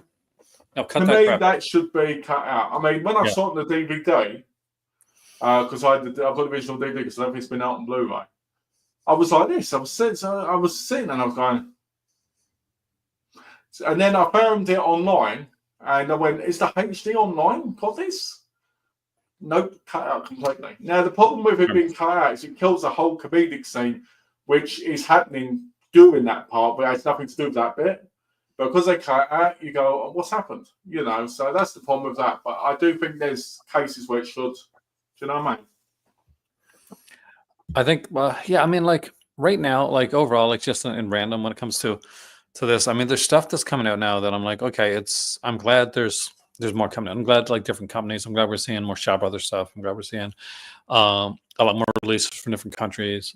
Def Crocodile is a whole ton of like releases from a lot of different countries as well. And they do different stuff, the animated stuff that's really cool. I need to get some of their stuff, by the way. You got some of their stuff, don't you? Def Because Crocodile. they look super cool. They do. They look amazing. They do some really good releases, especially in the hard boxes. But saying that, if you saw them in, you know, like Metaluna or that, and they were in the hard boxes, you wouldn't be missing much other than probably a booklet. The movies themselves, though, are really good. I'd highly rate. I would put it up there with maybe BFI. I got to put you. Like I say one thing right now. Like out slightly off topic, but like there's some releases where I'm like, I live close to Spain, so they'll announce like, okay, this movie's coming out, and I'm like, oh, is this going to get like a gray market release? Yeah.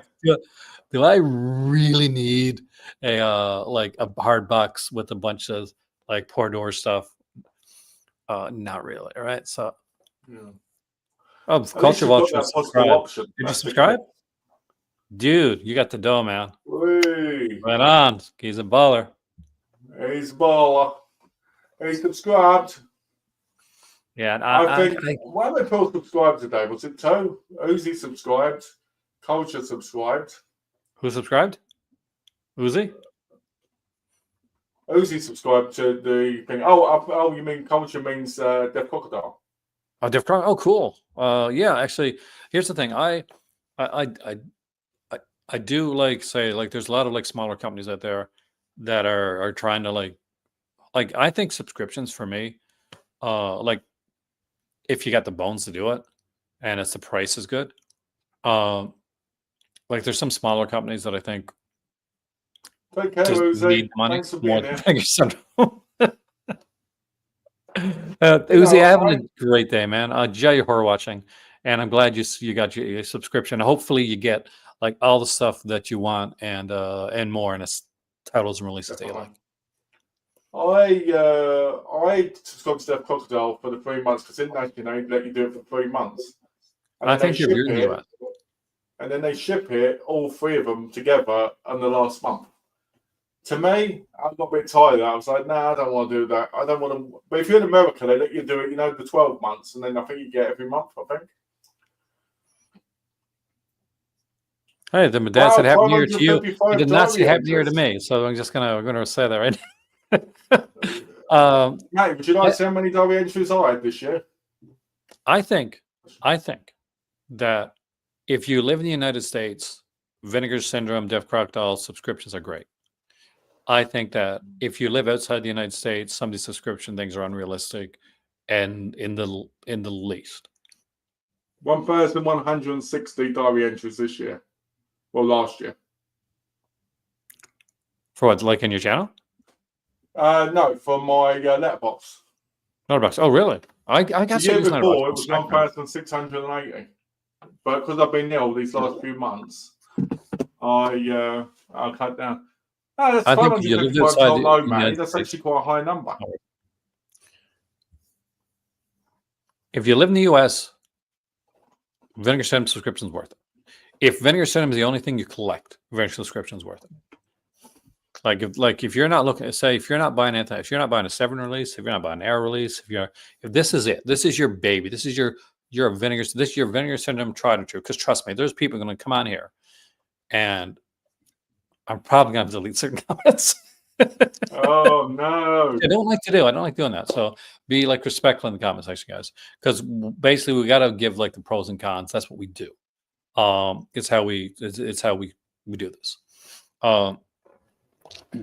It's the thing is, if we're not honest, then we're disingenuous, and that's not the way we roll. I'll be honest with you, Matty. Family is always more important, and expression is more important.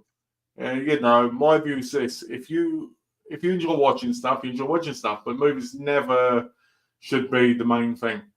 You know, for me, I watch more movies because I'm married to an older person. So that older person likes to rest, they like to read, they like to do things. If me and Donna were going out all the time, I probably won't watch movies.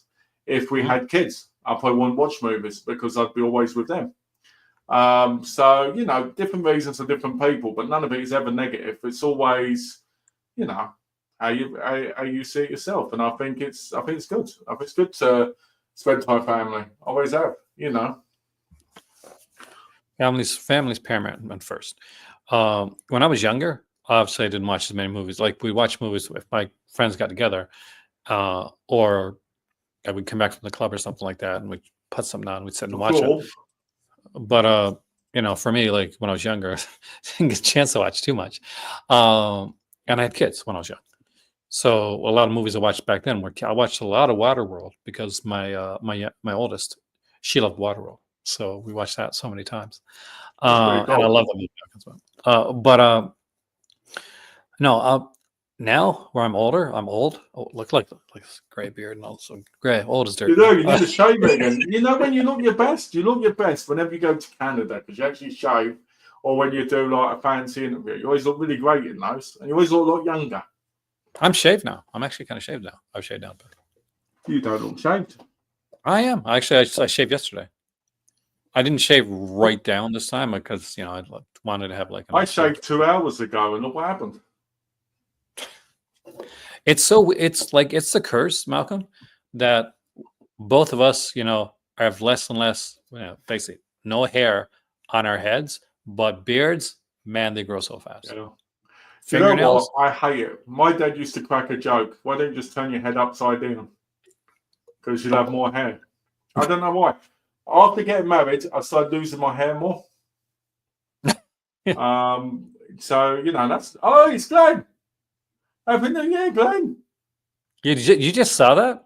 I just saw it. Please stop. I said it, man. Oh. How he said Happy New Year to you and did not say Happy New Year to me. Yeah, because I'm the favourite. Remember that? Shock. Hey, Glenn. No, I mean, if you're subscribing, like all the power to you. That's fantastic. I couldn't do it right now, and I think the price is a little cray, but that's me. So and I want to be able to. Okay, guys, if you've got the boner for it, go for it. If you haven't got the bones for it, don't go for it. Yeah, and like think about what you get, what you want to get. Like think about, like for me, it's like if vinegar. If you're in the United States, like price is good. If you are a Vinegar Syndrome diehard, and this is what you do, and this is the company you want, and that's all you get, wonderful. But there's so many damn companies coming out every year, and I travel, and I'm finding even more companies in like different parts of the world that I go to, and there's more options, and sometimes they're a lot cheaper, with just as many like features and really nice looking cases and stuff like that, and all the cool stuff. But so I look towards like different things. I look I mean, my view is this: if you live in America and you only buy from America, and you want the subscription, you're not going to end up probably double dipping us all for the most part, unless it's a re-release of something else, you know, like a Shout Factory spin. But if you're somebody who buys international constantly, like for instance, I buy from probably like 6 different countries. You buy from different countries. Yeah. You know, you might find, for instance, an example, when Aaron goes somewhere like Spain, he might find, I don't know, like Virtuosity for like £7 over there. You never know. You know. I pretty much know now, actually. You know, right? But what I'm saying is, you know, you just don't know. So it is a gamble when you're international, for sure. And there's like legit stuff, and not just gray market stuff. There's actual companies putting some really good stuff out there that are legit companies that, I mean, like, that are like doing knockouts, but actually do really good releases. Midnight Factory is a company in Italy, and I was looking on Amazon Italy. So I may like order from them, because they got some releases that are just super cool. One of these days, if I ever get to Italy, I'll check it out. But from now, I'd order from Anton Italy. When Aaron hashtags this when he shares it, it's going to be hashtag Vinegar Syndrome, hashtag subscription, hashtag Dream Team. Dream team. I can't believe, like my iPad's upstairs was charging, but yeah, I received like a couple emails actually about that movie. And I was like, oh, that's interesting. I remember to get the review copy for that, and and I'm like, yeah, I'll get to it. And then like Ken got sick and stuff happened, and I'm like, I totally forgot. And yeah, I got a few things that I've still got to look at. Hopefully, they don't forget me now that I didn't review the last two things. They're going to watch this video. They're going to like, he saw it on there, but he couldn't talk about it because he didn't get around to it. I did get to see The Shroud this year at the Marrakesh Film Festival. I got to say that was really good. Ooh. Everybody's not going to love it though, but I like that. It's Cronenberg. It's great. It's a personal film for Cronenberg. Really, really different. So I got some body horror. Not the amount that you're going to usually expect from Cronenberg, but there's still. I want a sequel to Crash. Called Crash. I feel like Crash has said everything that it needs to say. I think it needs more with more sexuality in that. That's what I think. More? Yeah.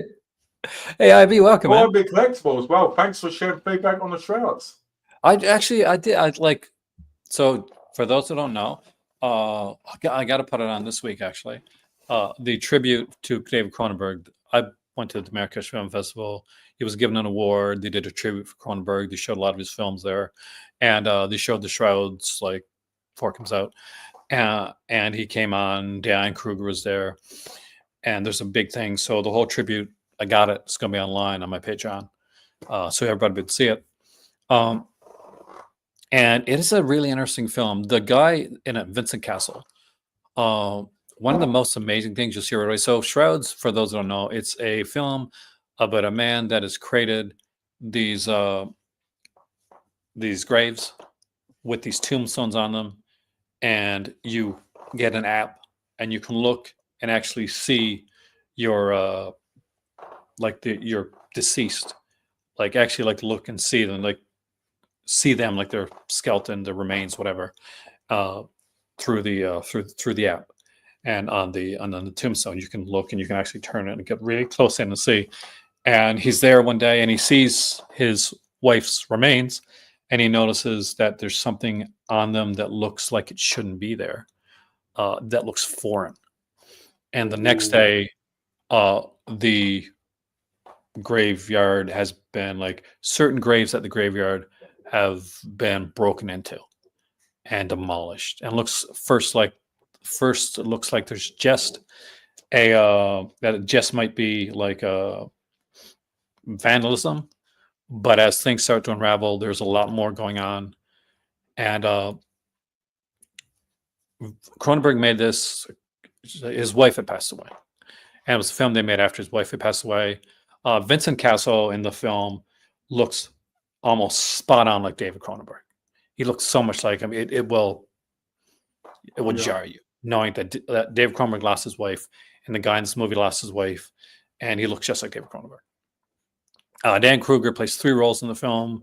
I won't ruin that for you what they are, but obviously one of them is the wife. There's just 2 other characters that she plays. And there's a good cast. Guy Pearce is in it. I didn't recognize him when I saw him. And it just, like, it ends abruptly. But we're walking out of the theater, me and my better half, and we're like, oh, I'm not sure about that abrupt ending. And we're sitting down. We're at like the cafe across the street from the theater, and we're sitting down, and we're having coffee and having some food, and Hinzes looks at me and she says, why did this happen? I can't say it without giving it away. And I said, well, because of this. And we looked at each other and it's like we got hit in the heart. We're like, oh, damn, that's why he made this film. That's why he made this film. Oh, that is like so personal, so sad. And I was just glad I saw it. And I was glad I saw it with him. Yeah. Sean Penn was there. Dropped some names, and Ooh. he stayed for the film too. So that was kind of cool. Yeah, no, it was good. I recommend the Shrek. And you went, didn't you? You didn't tell me about the after party where you went to the after party and all I these wish. crazy people were going cray, and you were dancing with them, and you were like, "Away!" It's the second like premiere that I've gone to that Dan Kruger was on. So the first time was Marlo a couple years back, right? With Liam Oh Neeson. yeah, that's right. Yeah. And she was the lead in that, and she was there. So I'm guessing she loves Morocco because she keeps coming back. And she introduced it with Schrader, because I think was no, not Schrader. It was who directed Marlowe again? Because it's a big director, like it's an arts director. You know what I'm talking about, right? Yeah, I know. Let me have a look. If it loads, come on. And Neil Jordan. A lot of people didn't like Marlowe. I thought it was flawed, but it was okay. But the fact that I saw it, how I saw it, like obviously was different. But yeah, it's Big Flexible says incredible. It was amazing, I gotta say. And like a couple weeks before that, I'd gotten to Canada, and I didn't know there's a horror convention going on there. And I get there, and there's like, oh, by the way, My Bloody Valentine, the original, is playing this weekend, and George Mahalka, the director, is going to be there with Andrea Sabati, who was the editor of Rue Morgue magazine, the Canadian equivalent of Fangoria, and better than Fangoria. So I went to that, and that was like such a great experience. I got to like someone had to push you to go though, didn't I? Huh? Yeah, because you did. You were like, you got to go. I'm like, I'm not sure. I'm tired. And Hin was like, this is a once in a lifetime experience. I got there, and it was like, it was fun. It was great. It was like he talked for a long time. Have you take a look at the daily deals? We did. Like the daily deals overall were pretty good. There's a few there, like out of the daily deals there, definitely Fade to Black, Horror Dr. Hitchcock, Touch, if you like cinematograph, Prophecy 1 to 3, not a bad price on that one. And Malcolm gave like a big thing for Dracula, Dirty Old Man. Dracula, Dirty Old Man, 'cause it's hilarious. I like speaking parts. Malcolm doesn't. Apparently, I like boring movies. Well, if they're Canadian international pictures, I've learned one thing: they're mostly either really weird or extremely boring. I like some really weird stuff though. But I'm at that age. I think I like things that I can just sit back and can soak in. I like being able to soak things in. Like Story of a Junkie. I've never watched that. No, I know. That might be good. Speaking of that, yes, there we go. Thank you very much. You've just gained cool insight. Maybe you need to give this a chance. I think it's one of those things where it was just the mood. Sometimes if you're not in the mood, it happens to me, man. You know, that's why I keep a lot of the movies to watch again. First time I saw it, Going Down the Road, I was young. It's a Canadian film, and I was like, I'm not sure on this. All these older people, and they're like talking like me, like people I know, and I thought it was like, but a couple years later, I saw Going Down the Road, which is this Canadian film, but these two people from like Atlantic Canada, they go to Ontario because the whole thing beyond being in Ontario, being in Atlantic Canada back then was that you go to Ontario because you make it big there. You like go there and you like get a good job, and like it's the promised land. Like some people think, like for instance, from other countries who go to the United States, right? It's the promised land. For Atlantic Canadians, like going to Ontario is like, oh, it's like that. It's like if you go to Ontario, it's like, oh, this is a big deal. You're like you're the big time now. You get a good job, you get some good money. I guess that's a bit like people in England when they go to London. Yeah, and so it's but yeah, Going Down the Road. It's still the movie that I'm waiting for Canadian International Pictures, but it's such a good film. Dr. Benny Grace from Rue Morgue is going to be in Buffalo for VHS. Oh, nice! That is cool. I'm not sure if he was there. I know Andrew was there, and there's a couple of people from like Rue Morgue. but they usually come for the. If you ever get the chance, guys, in Canada, in Newfoundland, there's something called Fog Fest. It happens every year, and they actually have like world premieres of like horror films there, and it's I can't believe that we have it like in Newfoundland, but I'm actually super, super glad. It had its 4th year this year, and they have like directors come in. They had the one from, ever see Puppet Killer? It's a newer film. No, that's that short one. It's Or was the it girl. that fast one? It's a feature length film. I'm not sure it was a short first, but like the girl's really cute too. The girl, I tell you, the director's really. That's how we remember, is it? Well, no, like I know that because I was sitting down waiting to see My Bloody Valentine, and in comes in this like this girl walks in with we think with Andrea and a couple other people, and she stood up. She's just like she stood up, and I'm like, I felt like I knew her. Like, okay, do I know you from somewhere? Like is this someone I know? But it was the director for Puppet Killer, and really, really, and I missed that one because it happened the day before I came. Actually, I'll tell you what I did watch. I watched Puppet Master Doctor Death.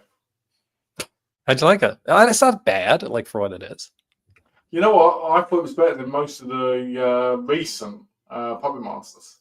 Yes, 100% yes to that. Because I'm sick of those.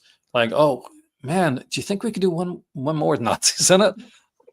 Come on, like, oh, I did another like pub- how it was in attendance and made the person like a human version of himself. I did like that. I would have liked to have seen, and I'm sad that didn't happen. That I know a friend of ours, Jose, was going to be working on like one Oh, the League from one. Yeah, and I would have loved to see that, especially with what Jose's done recently. Like Yeah, he's done some real bangers lately. he's like killing it. And so it's going to be, he's not going to have time to do any YouTube at all because the film, like movie after movie after movie, tends to be what he's doing. And, I'm going to be like, he's a friend of mine. So, like, put that into consideration if you want to. But I do think objectively, each film he's gotten better. When I think of the first films I watched, like The Haunting, is it Whaley House? I had that. I did not know he did it, by the way, when I had it on like a Mill Creek or Echo Bridge release. And it was one of those 3, but when you have 3 ones on that. And I said to somebody the other day, you know the person is, I'm just not going to mention who they are. I said to him, I'm the only person out the 3 of us who probably owns, hey Kubrick! Hey, Kubrick. Who probably owns the Monster Man Blu-ray that came out, but it was his first film. I got to check. I might. The thing is, that's the thing. Like, yeah, at the time I didn't know. But like, obviously, hey, Happy New Year, Vince. Like, Exorcist was I think was a big turning point. Like, there was good films, but Exorcist was a big turning point in the fact that I just really liked it. Like, I don't know what it is, but I think with Jose, I think he's always had the ability. I think he's always been really good because you could always see it in the movies, right? No, the earlier ones. You could always see you can tell he loves the thing. But now you feel like there's more style to them. There's more to it. Now I haven't seen the Exorcist, but I have seen Monster Squad. That was fun. And I really like that one. I haven't seen the latest one, which I do have to see. He's got one coming out. It's got a YouTuber on it, right?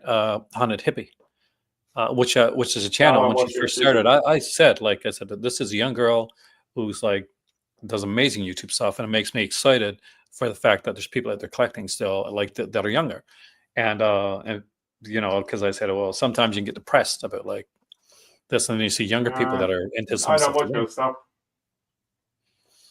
And kind of boring. You don't? Are you serious? Oh, it's all this stuff where people, it's like they subscribe a whole thing and I'm getting rid of it and all this stuff. I don't like that. I love anti-hauls. It's fun because the thing is like you're seeing stuff and it makes it, and for some stuff, it's like stuff that we know, like obviously we grew up with or we watched and this type of stuff. I like to seeing people views on something that I think, okay, though this is just norm. And to them, it's like, it's brand new. and that just blows my mind. I just love that. No, I've got nothing against her. I've got nothing against her. I just don't watch a lot of her stuff because I watch other people.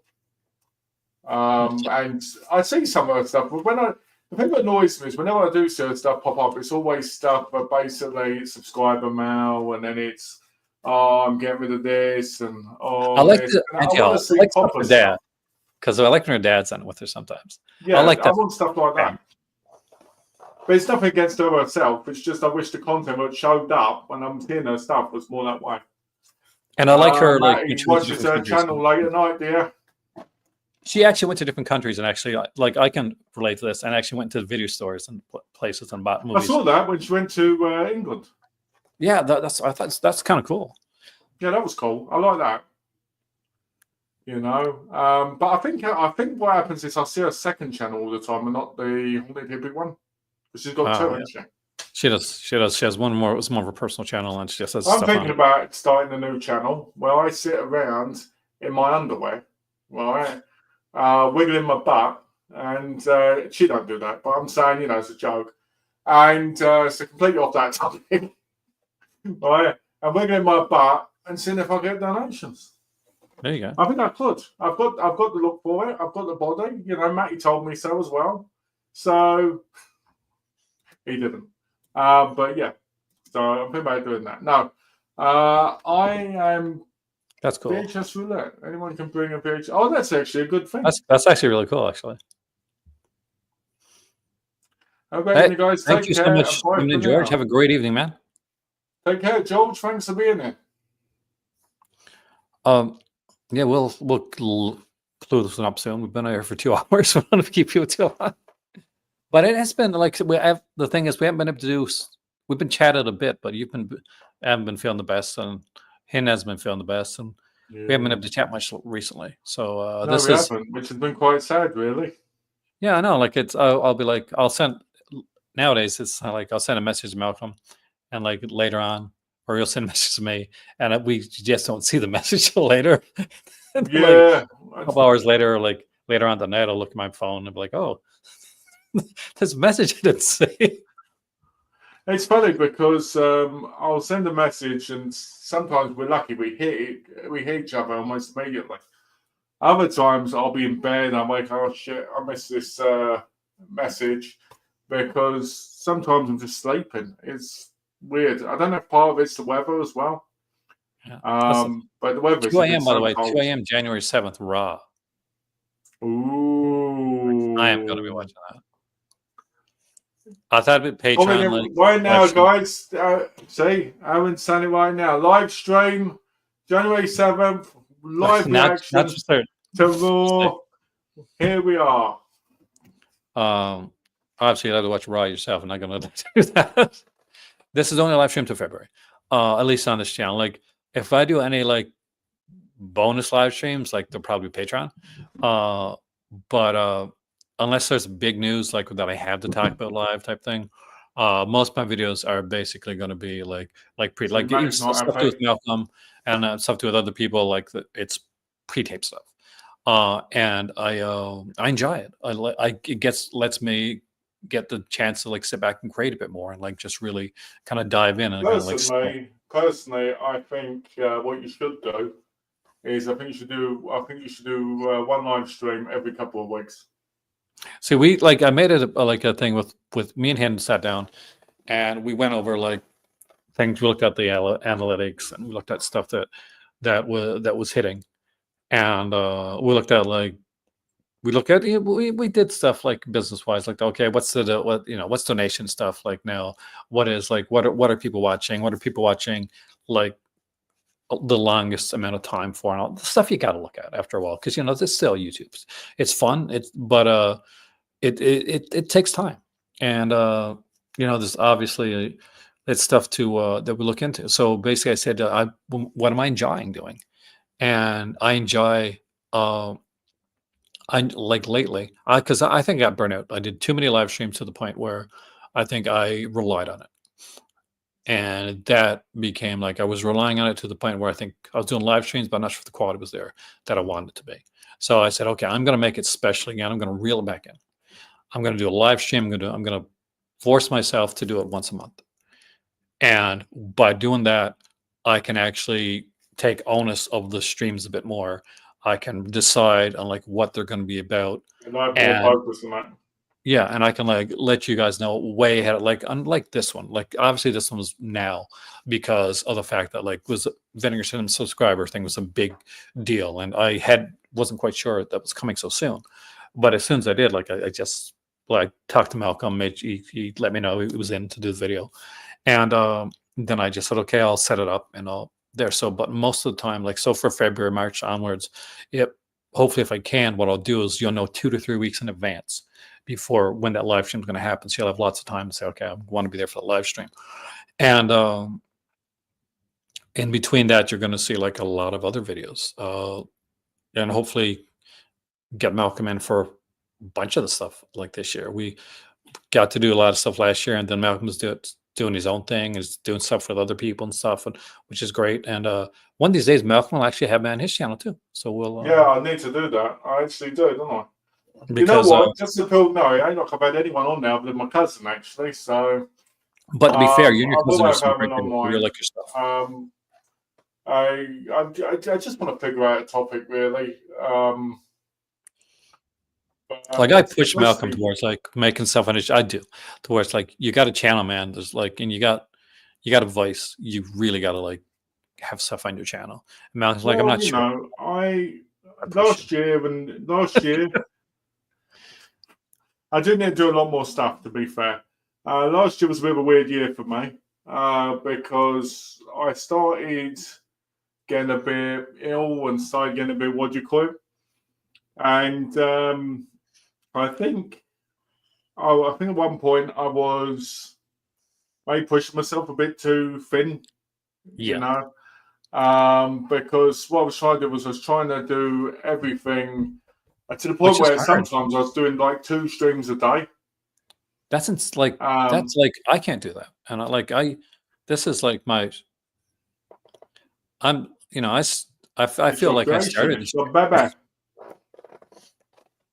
But it's just so people know, I've always been cult of cinema. I've always been around, and I mean I will do a lot more videos together because I know Alan would like that as well.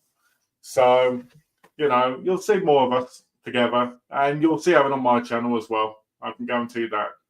I've got to make a big thing saying Alan Penn, master of YouTube. And then he'll turn up. Then he'll turn up for it. I actually thought, to be honest with you, I thought last year was going to be my last year. So for those that don't know, like I did. I thought last year was going to be my last year doing this. And I really, really like contemplated it. Like the last part of last year, I was like, this isn't gonna be where I'm gonna be, because I was getting burnt, and I was feeling I was just having like wasn't certain like where my place was. And then I started to do stuff where like the videos that I did more recently. And I started to like to do some different stuff. And it started to become like, oh God, like I can get creative again. I can write some stuff. I can research. I'm a research like whore. I love to research. I know a lot of times it's like, oh yes, a lot of stuff. Yes, I got weird like memory when it comes to certain things, but still I research the shit out of stuff a lot of times when I'm doing stuff as well. And I love it. I love researching stuff. I love documentaries. I love reading stuff. I love like going through different features and like just soaking in all the knowledge you can on certain things. I get hyper focused on topics. And when I got into like the Spanish horror last year, like Fanatare and stuff like that, I've really got into that.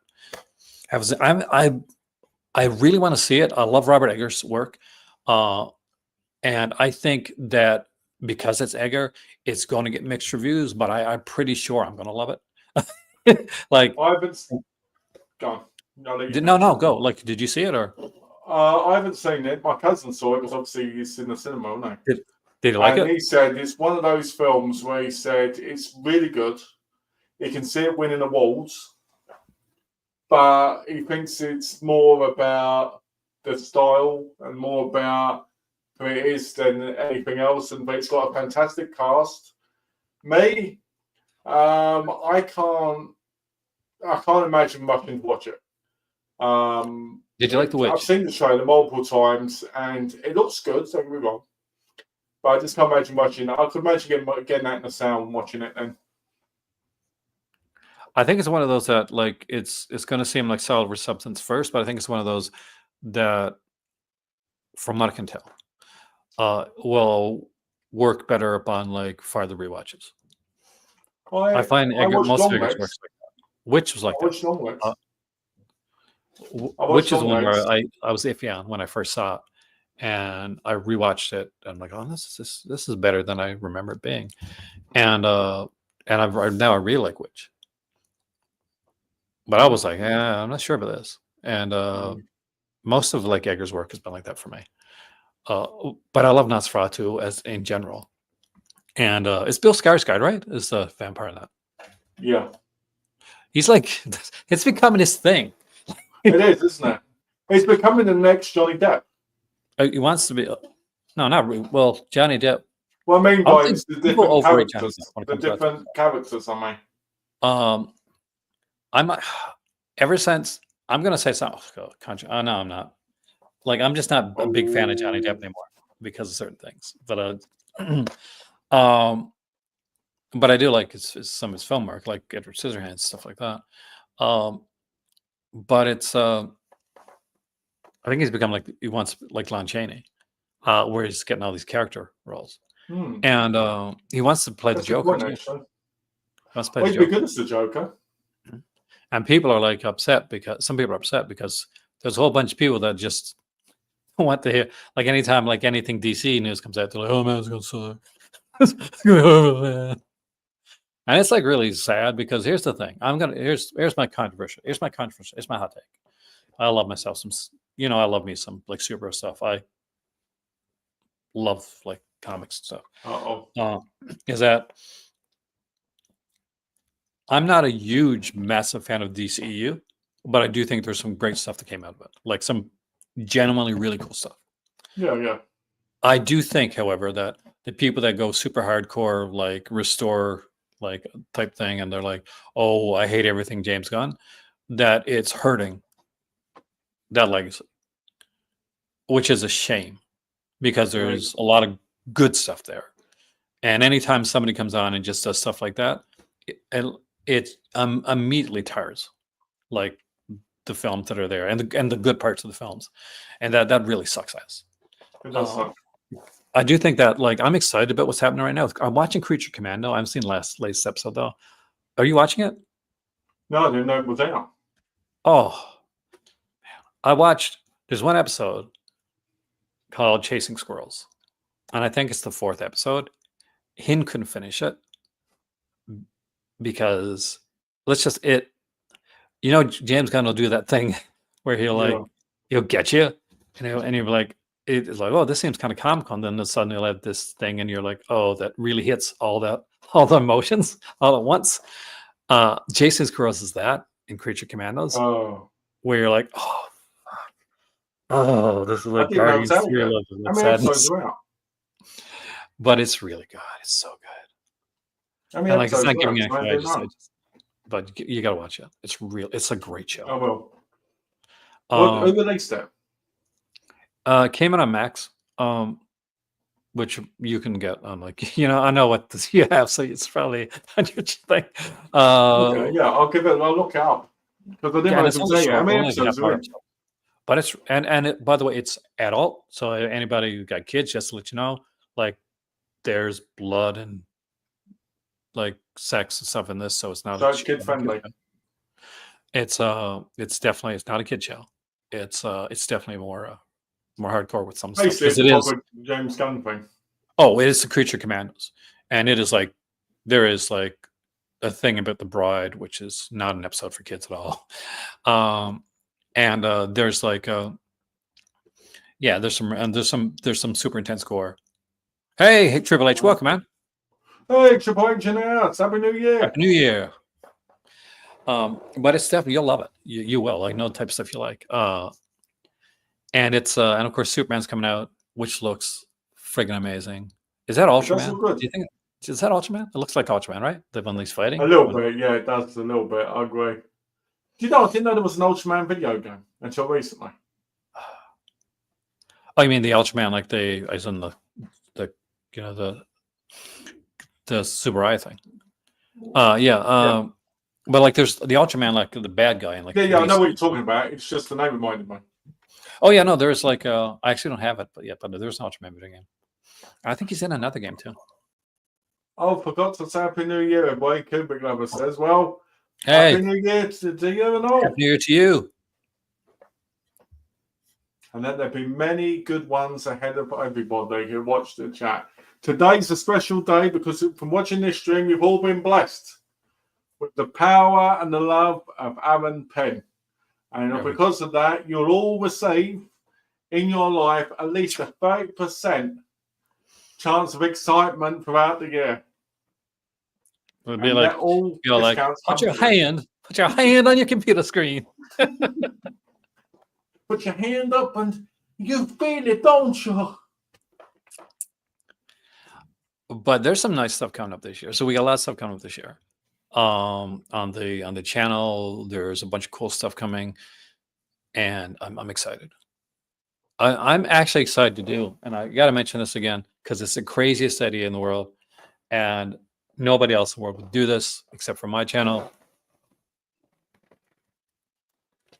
I am literally doing a video on Daniel Steele, and I am so excited because who else is going to do a video on like the era of Daniel Steele films? But I am going to, and I'm excited to do that. It's something that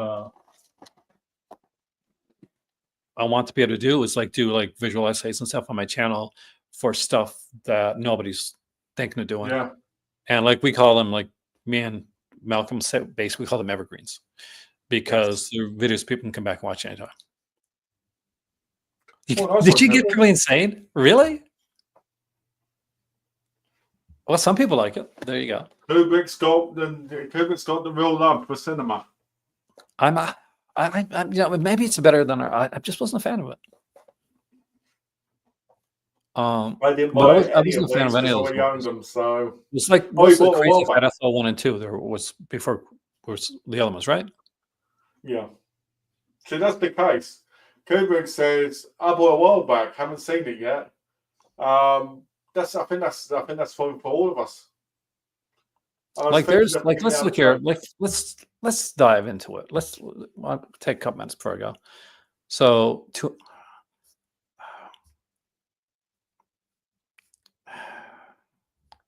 So Satan's Black Wedding, the extra one there. Yeah, not sold, man. You've seen them, haven't you?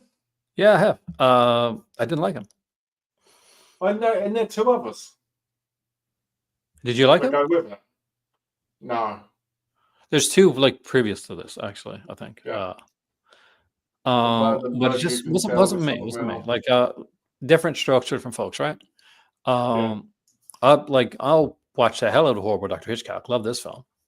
It's funny, even though I've got that, I've got the Radiance one as well, and neither of them are open. Really? It's like, you know, he's the, you know, I guess the father of like this horror, like Italian horror, because he started his first one to Italian horror is Riccardo Frida, who Mara Bava worked on a lot of his films actually early on. If you got the Kalatiki, that was directed by Frida, Arrow Video Padda, then the monster scenes in Kalatiki were actually done by Mara Bava. He directed those sequences. Nice. You can tell. Mario Bava. Did anybody buy the Severin one from Lamberto Bava? Which one? What was it? The one that released recently. The one with the mask. I should know because with the remake and the Mask of Satan, right? Yeah, that's it. That one. I'm not sure. Want to go to Severin for a second while we're here? Yeah, let's do it. I didn't buy anything during their sale because I just thought it was so expensive. But yes. Oh, I'm so excited. Like 4 feet and 2 discs with improved color and audio. I might need to get that. There you go. Mask of Satan, there's right there. So let's go to shop. let's go right quick to Complete Blood Island. I was very excited about this. I told Hind because we went to buy this. Like for people who've been on the channel for a long time, they know the story. For people that don't, one of the first things we ever tried to buy was Blood Island films when they put out the box set originally. We bought it from Amazon, and we waited 6 months and never came. Then they canceled our order, and then it was sold out. So we went and ordered the next box set straight from Severin. But this one, ain't bad, really. yeah, I mean, like, we love these type of films. So I don't think it's any new features, but it is like an upgrade, like in the picture and like audio quality, apparently. So I may pick this up. So it's like $27. That's not a bad price at all. Of course, Delicatessen's coming out in 4K. I don't need 4K Delicatessen. That's the bad boy already, so no need for that. Antiviral, like that. Doesn't Second Sight put that out? Was it Second Sight? What's that? Did Second Sight put out Antiviral, or is that the first? This the first release? No, I can't remember. To be honest. Eaten Live, yeah. It's definitely something I could imagine Second Sight releasing.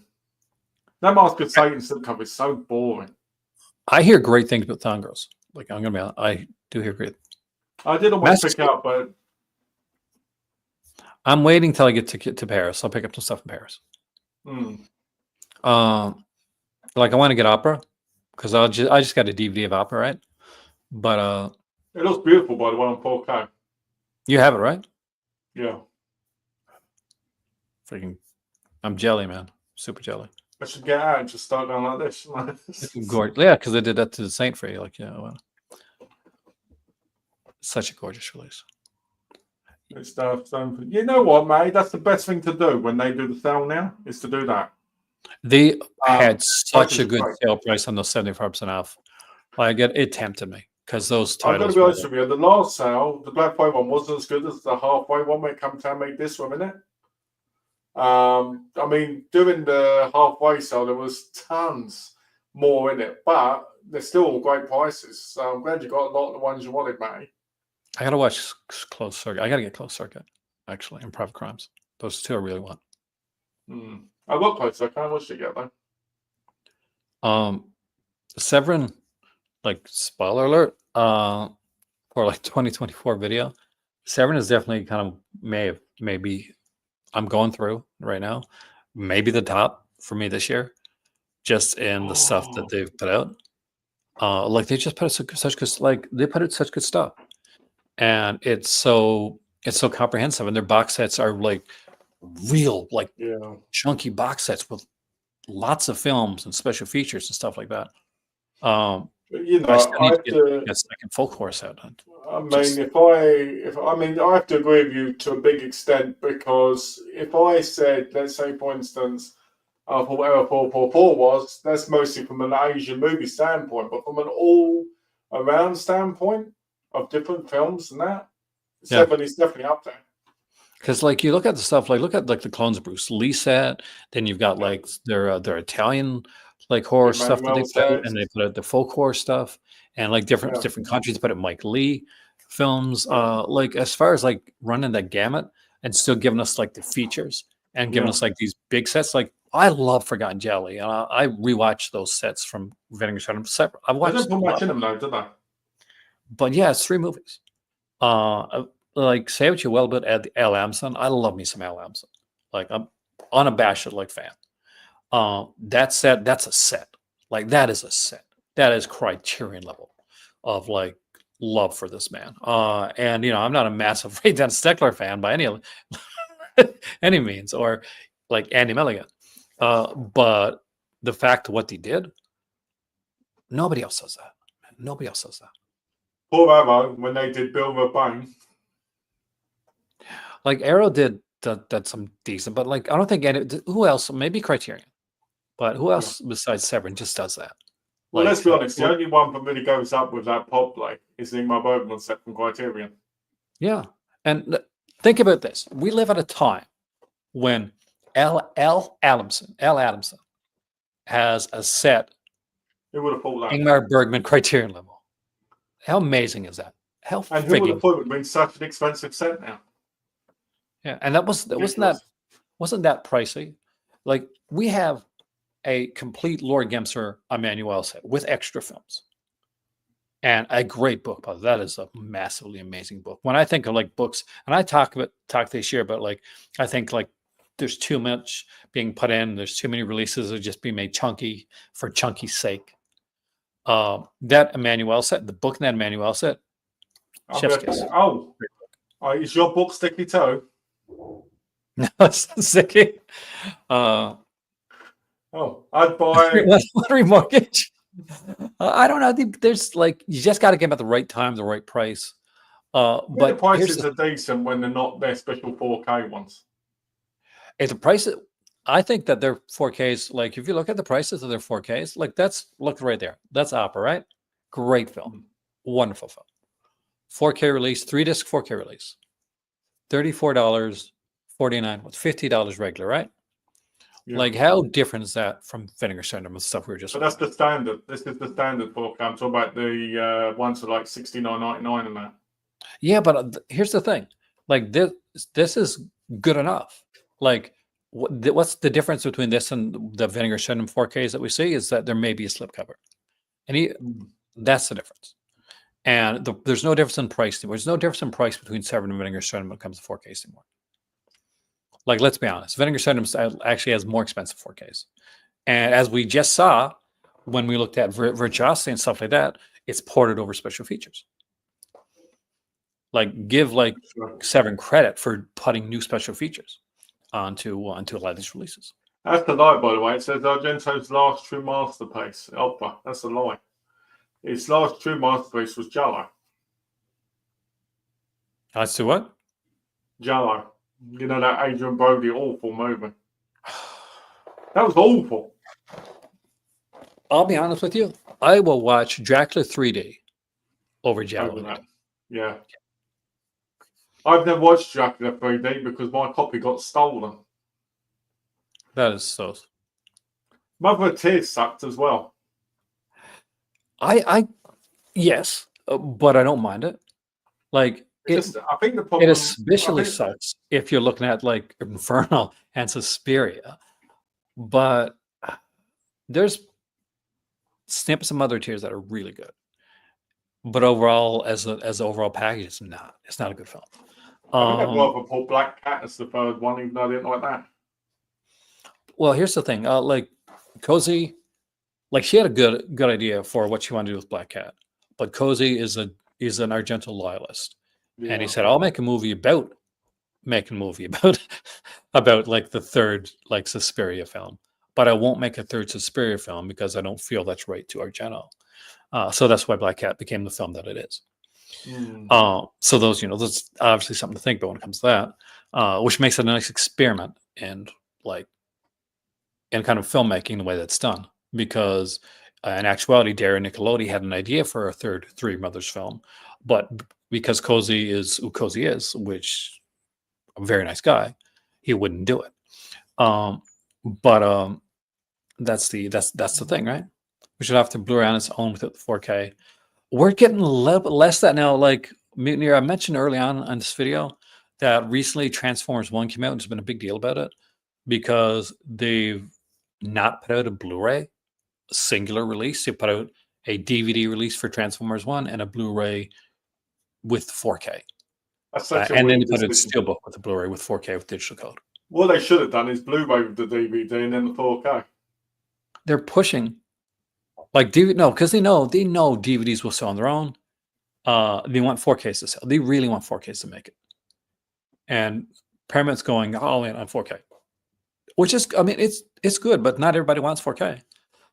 It's going to be like, remember when Criterion started doing those double packs of those when Blu-ray wasn't like hadn't quite hit yet, and they were doing like those Blu-ray DVD packs, which I loved because I can upgrade. But they didn't sell well.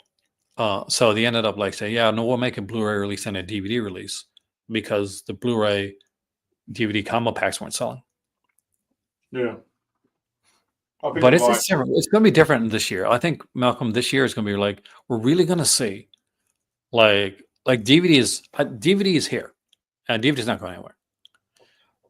but it's that fight between Blu-ray and 4K right now to see where relevance is going to stay.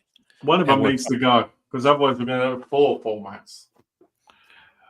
Like I talked about it on my 4K, watch the 4K video, by the way, guys. Please, if you haven't watched it. But one thing I talked about in the 4K video was that what makes 4K so hard to get into is it has out of any format that we've had, it is the highest price of entry because you had to look at a dedicated 4K player, which is expensive, or you have to buy a video game system that is not going to have Dolby Vision.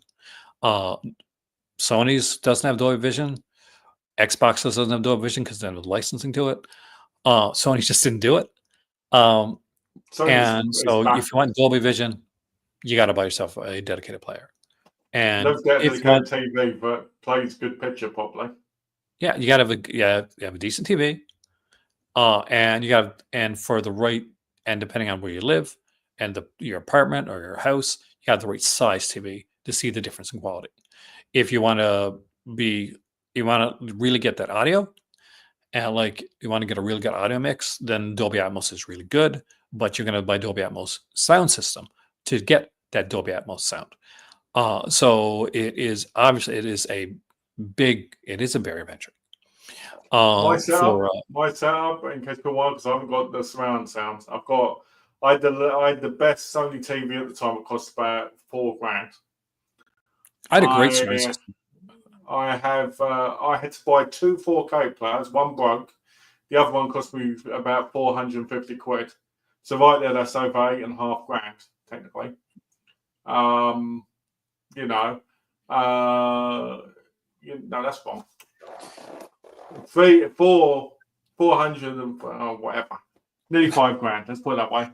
And surround sound, I don't put on here because my TV's got good enough sound. It's got really good sound on it. But that alone is so expensive. Yeah. I'll be honest with you. What I think, and I'm going to be honest here. I'm going to put it. It's that truth bomb time, Malcolm. The hot take. I think that unless you're like a real collector, like you're super collector, and I do not every super collector, that if companies force 4K and DVD, you're going to see people that are going to they're going to go DVD because there is that point of entry. So I think Blu-ray needs to be there. I think Blu-ray is definitely a legitimate format. I talked about being the middle child in the Blu-ray video, which is becoming more prevalent right now, actually. But I think that it's a mistake to push 4K so much, and Paramount is smart by putting Blu-ray there.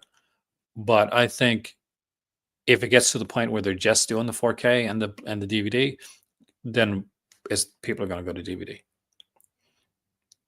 Have I heard of Slipcover Steve?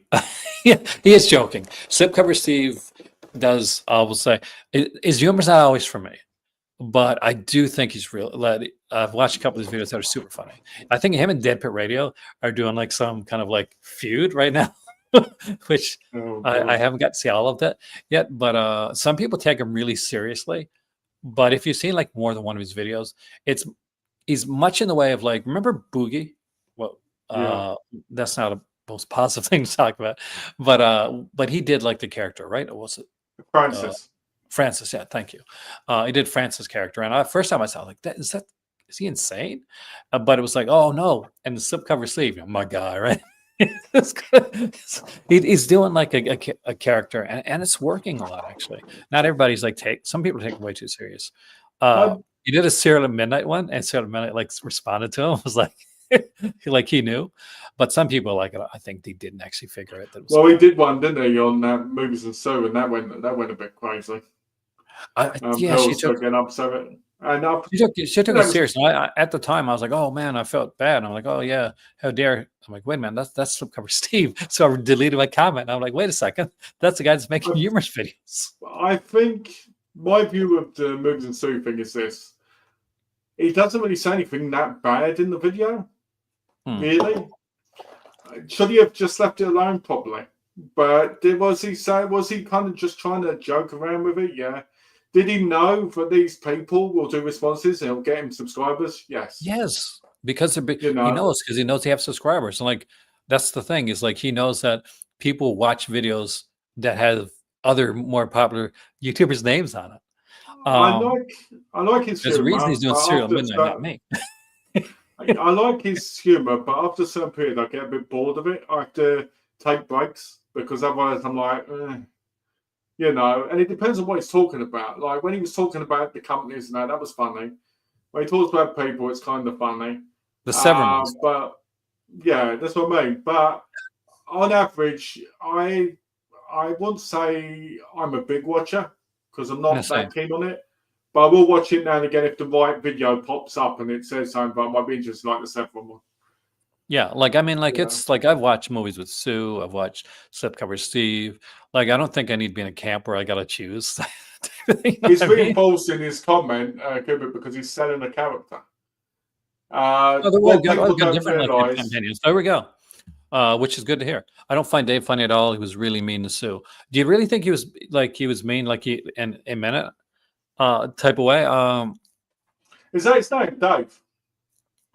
Because I didn't watch this. I didn't watch the video.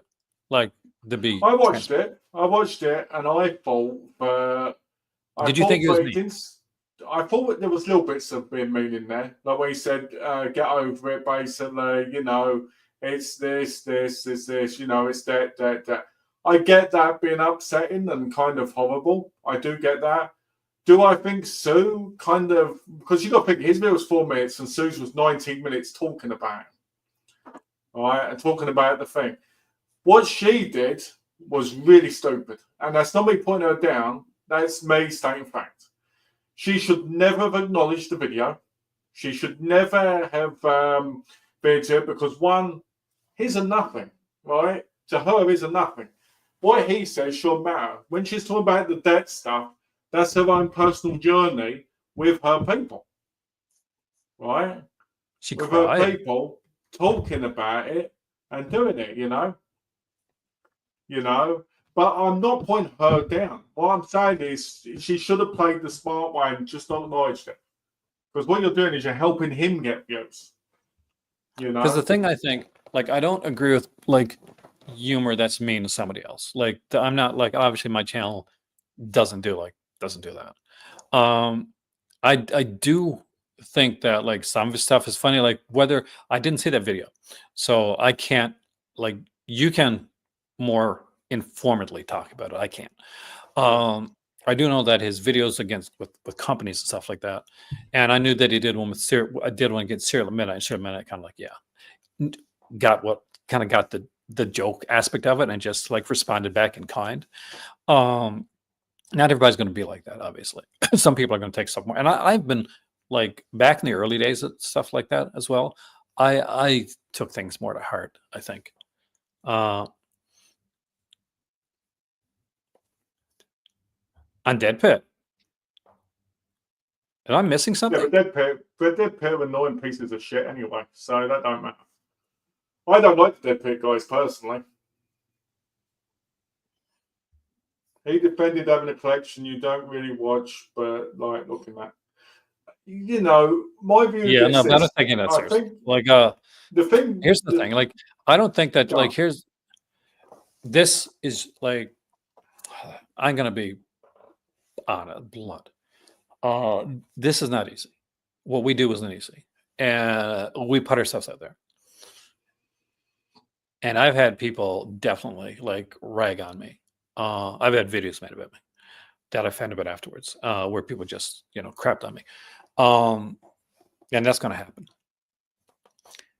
But when you put yourself out there like this, and it is sad, is that this stuff happens, and I don't agree with it, but it's really hard to like you've got to be able to, like, if you can't, then, and if she feels like this is affecting her, if it's feeling like something that's like she feels is a really serious personal attack, and it really is bothering her, then like don't look at those videos, for God's sakes, because when you make videos about it and you feed into it, then it's gonna steamroll. Like, I But don't want to say my have a thick skin, because I think like that's a little bit like disingenuous for me to say, as I can get thin skin sometimes.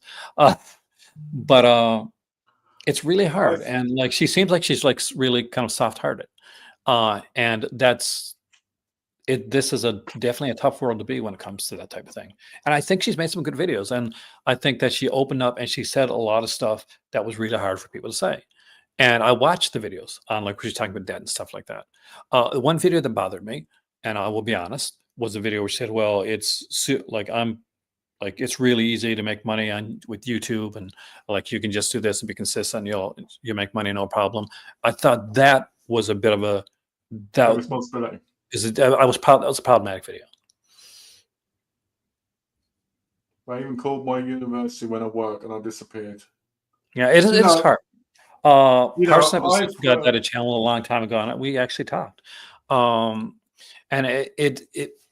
constant trolling like that, consistent like trolling, which I've been like, you guys have seen it. Like anybody that's been on my channel for a long time, I've seen those people that have come in. It's hard, and it can't be something that everybody can do. Like Parsnip was definitely has. I know his channel. I know the guy. And it can be like John's people closed just, his as well because of that. so I hope that like if even people that are being comical with stuff like that, like they have to understand that like some people aren't going to take it the way that like Dead Pit and like whatever they did, they go back and forth with stuff like that. But she was going through some hard stuff anyway.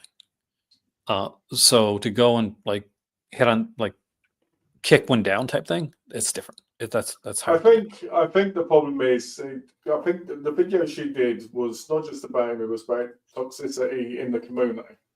And when she was talking about it, she's right. The community has become more toxic in a lot of ways. There was a lot of fun at one point, and everybody was all over each other. Everybody was fine, and there was always the odd person that came in and tried things. And now it's like there's this kind of like people imploding, people getting burnt out, people finding if you make fun of others, you're going to get more views because people want negativity more than positivity, because it's like controversy creates cash, like Eric Bishop always says. And the thing is, the biggest problem with all of that is the whole point is you've just got to try and ignore it. You've got to try and move on. You've got to do things that the people have your interests in heart, and not just wanting to use or say horrible things behind your back. It's very hard. When you somebody like somebody said, I can't remember what's his name. Clay said she admitted to having mental health issues. You'd be surprised how many people on this platform do. And that's not me saying that's not me taking that into this consideration. But so many people, there's a reason why a lot of people in this community have obsessions with certain things. And that isn't just because of the love of media, it's also because of mental health issues. A lot of it isn't always about. Still, because Steve can be monitored, can be monitored because he's got 1,000 subscribers. All right. But the point is, you see about him constantly on Facebook, you see about him constantly here, and it's all what do you call it, As for Parsnip, I'm so sorry you lost your channel and you had to quit and that. I'm sorry about that. And I'm sorry about Contact University and everything. That's absolutely horrible. It's like people that get swatted. I think that's disgusting. People should get arrested for that and sent to prison. Oh. I had people threaten me. Like I've never talked about it on here, but I had people like threaten me. Like if you come in this area, I want to do physical harm to you, and I had people threaten me. I had people threaten my family. That happens. That's part of this, unfortunately. I had that when I lived in America. Somebody said to me, "If you come to Hampshire, I'll kill you." And so when I moved to England, I moved to Hampshire on purpose. I told them. I just stay away from everything first. I think that's a good idea sometimes. We've got to remember is these people that want to hurt you and they want to say shit about you, they're the people in the wrong because they're obsessive. They've got this nature. And it hurts them to think about you more than it is for you to think about them. That's why I said Sue should have ignored it. I think with Well, when you Slipcover look at Steve, Slipcover Steve's comments hey, section, right, it's welcome, man. all Happy horrible. New Year. It's all horrible what people are saying. Like saying, "Oh, she lives with her parents. She lives this." Who fucking cares? Does anybody know what the economy is like now? I have friends who are in my age group who live with their parents still. You know, because the world is mental. It doesn't matter. Hey, Ryan. I think the thing to take here, like one of the things to take out of this is like, because I don't want to like damn anybody, because I do think that Movies with Sue has a really nice channel, and she does some really good stuff. I like her. But I do think that some things, I still think that YouTube video and like I wouldn't do a 9 to 5 job were not well thought out. But you know, if I made videos that were not well thought out all the time, my God. Yeah. But Remember that video Slipcover you Steve, did where you were imitating Dick Johnson from WWA with the Bible and that, and you had to take that down because of the heat you got. I think that like Slipcover Steve is one of those guys. Like he's got this humor thing in the way that Andy Kaufman has it, and that he is not breaking character.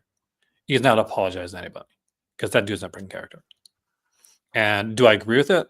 Maybe not. But that's exactly what he is. And I guess in the like or hate thing, that's exactly what you're going to get with that guy. If it's working, it's working. If you don't like it, like stay away from it. And for her, like her best bet, it was to seriously just block the channel, man. Just block the channel because it's because she is sensitive, and you know, I feel bad for somebody when going through that. I know it's like to go through that. I had those times when I wasn't quite sure, when things got really, when you could come on here and sometimes you see like the most horrific like things people were saying about Parson knows all about it.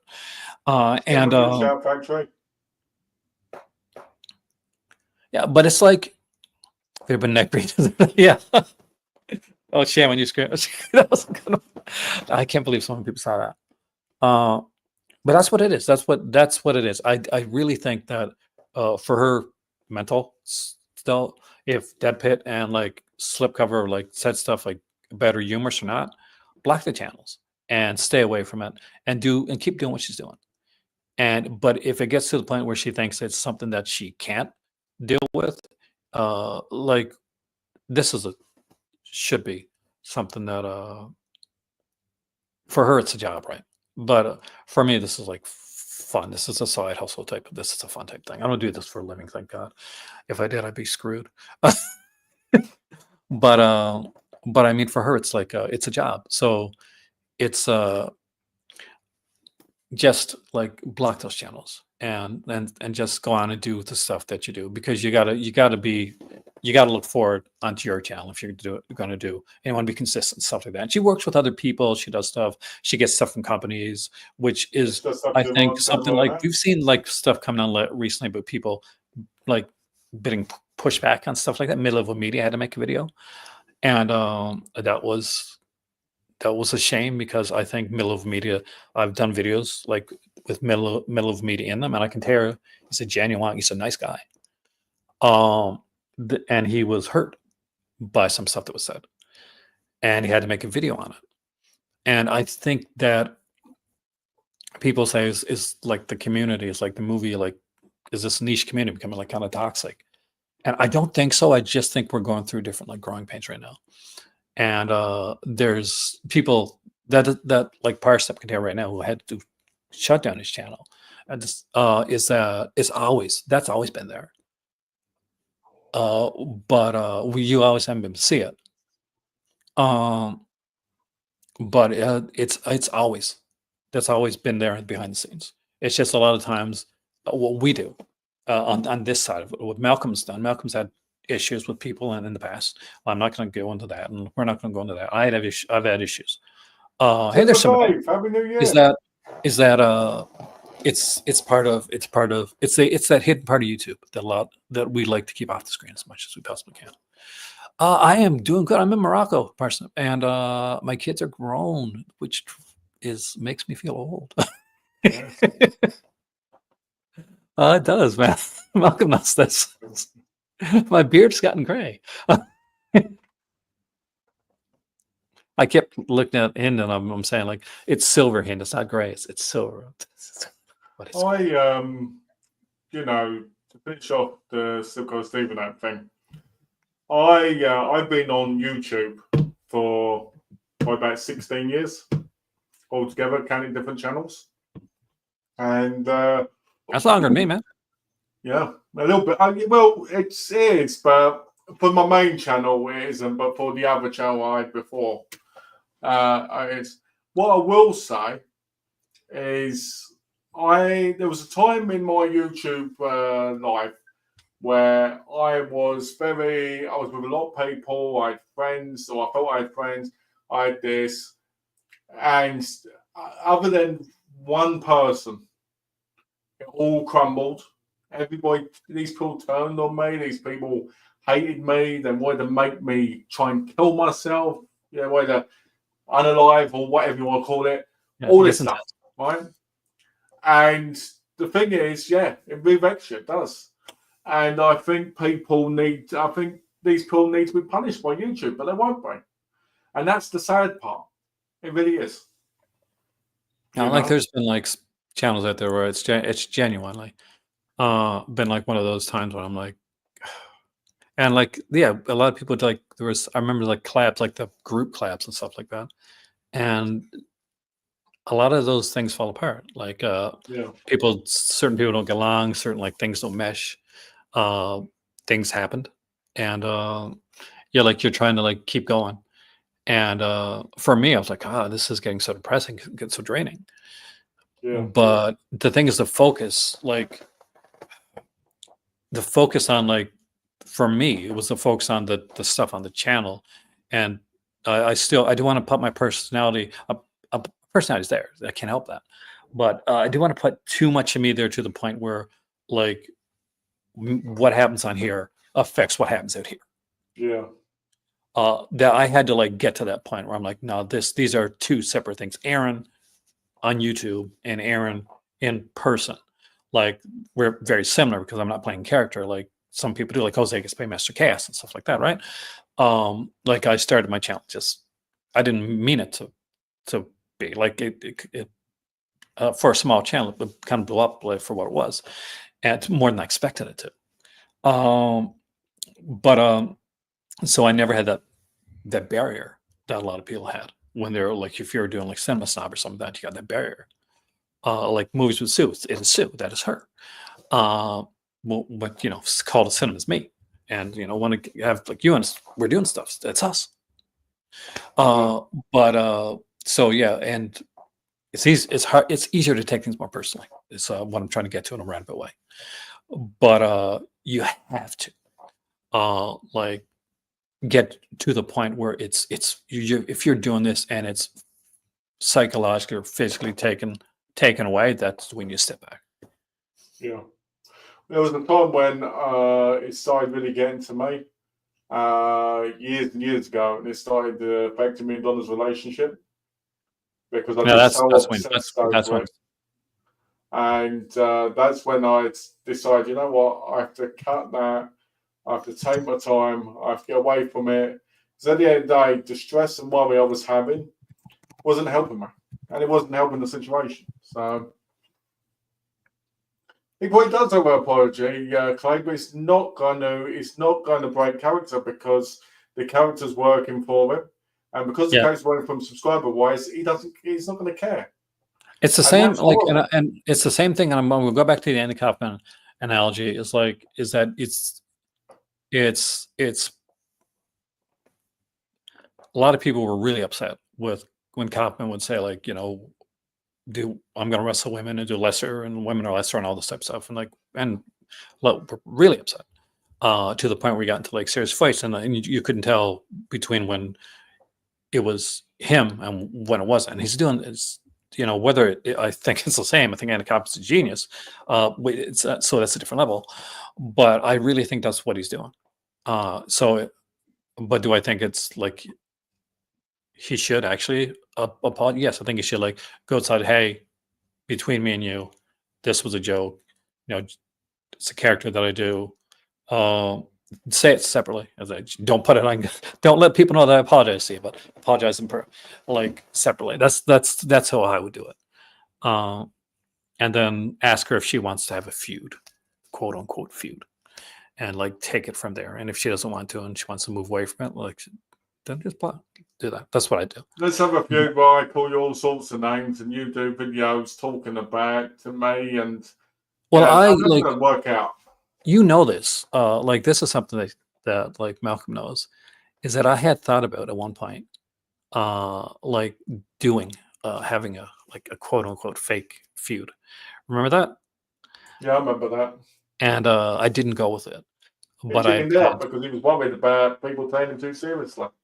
oh yeah, and Hind like also said, no, some people are going to take you like because I have made videos that were meant to be comical earlier on. Like I did one about like the Rob Zombie Halloween films, and I'm watching them, and I'm like talking as I'm watching it, like I'm coming back and responding. It wasn't a great video. It was pretty bad actually, but I'm like saying how horrible it was and what a hard time it is getting through the films. So many people like That was the truth, DM son. me. We're on about. That was the truth. So many people DM me about that, man, and like I had people like leave my channel and give me like death threats and stuff because of that Rob Zombie video. Oh, Matty says, don't say it, Malcolm. Don't say it. Or it's right there, Matty. It's right there. When I say that, Maddie's here, like Malcolm's like, oh man. It's like I've got to pull it out and push it back in again. But yeah, there's enough real feuds with fake ones. Exactly. That's what my better half said. That's what my better half said. She was right. She is that like beacon of wisdom that I have to listen to, like when I'm like not sure. And she's like, I'll say, Hin, should I do this? And she's like, if you want to be a dumbass, you should do this. So I it's surprising how much happens, though. Oh yeah. But that's the thing. Like we got to understand that, like this, this is it's still it might be up there. Clay, you can look. I think it's still up, unless I got really chicken and took it off. It's not a very good video, though. I wouldn't recommend it. It was an earlier video, something I did. I think when I was before I went to North Sydney. In primary school, right? It was like when I was in Bollinger, when I just moved. I was just trying to do different videos. So trying to think of different stuff to do. I actually had characters that made up that I was going to use on the channel and stuff that I never did because I'm an actor, right? Like that's not an actor now, but like I'll always be in my mind. Like I want to act, and I trained, and that's always going to be part of me. I'll tell Hindi said hi because she used to watch your videos, man. She watched your videos all the time.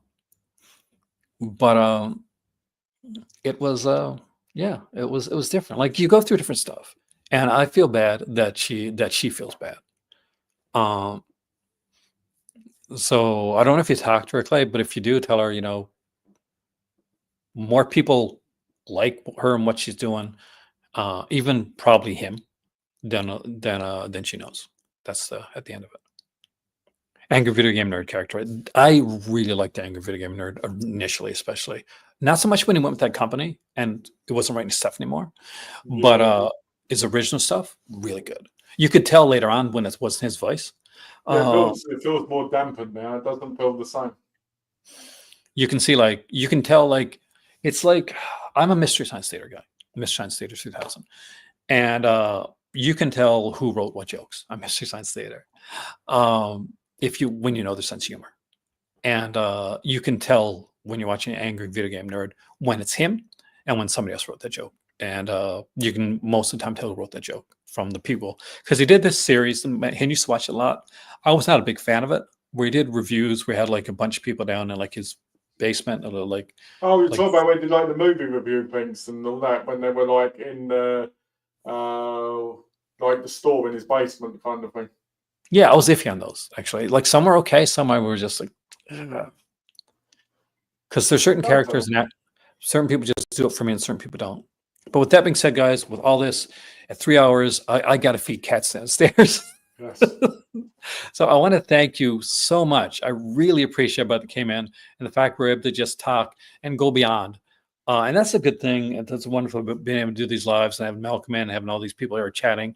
I have like Clay. I want to thank you so much, man. Your perspective opened up a new conversation. I really, really like that. Parsnip is so great to hear from you again. Maddie, Cinema Dave, Kubrick, all you guys, Mutineer. Just thank you so much. Thank you, Malcolm, for doing this with me here today. Because I know you're still you haven't on the mend. So have a great day, guys. Lots of stuff coming in the new year, and we'll see you soon. Take care, everyone.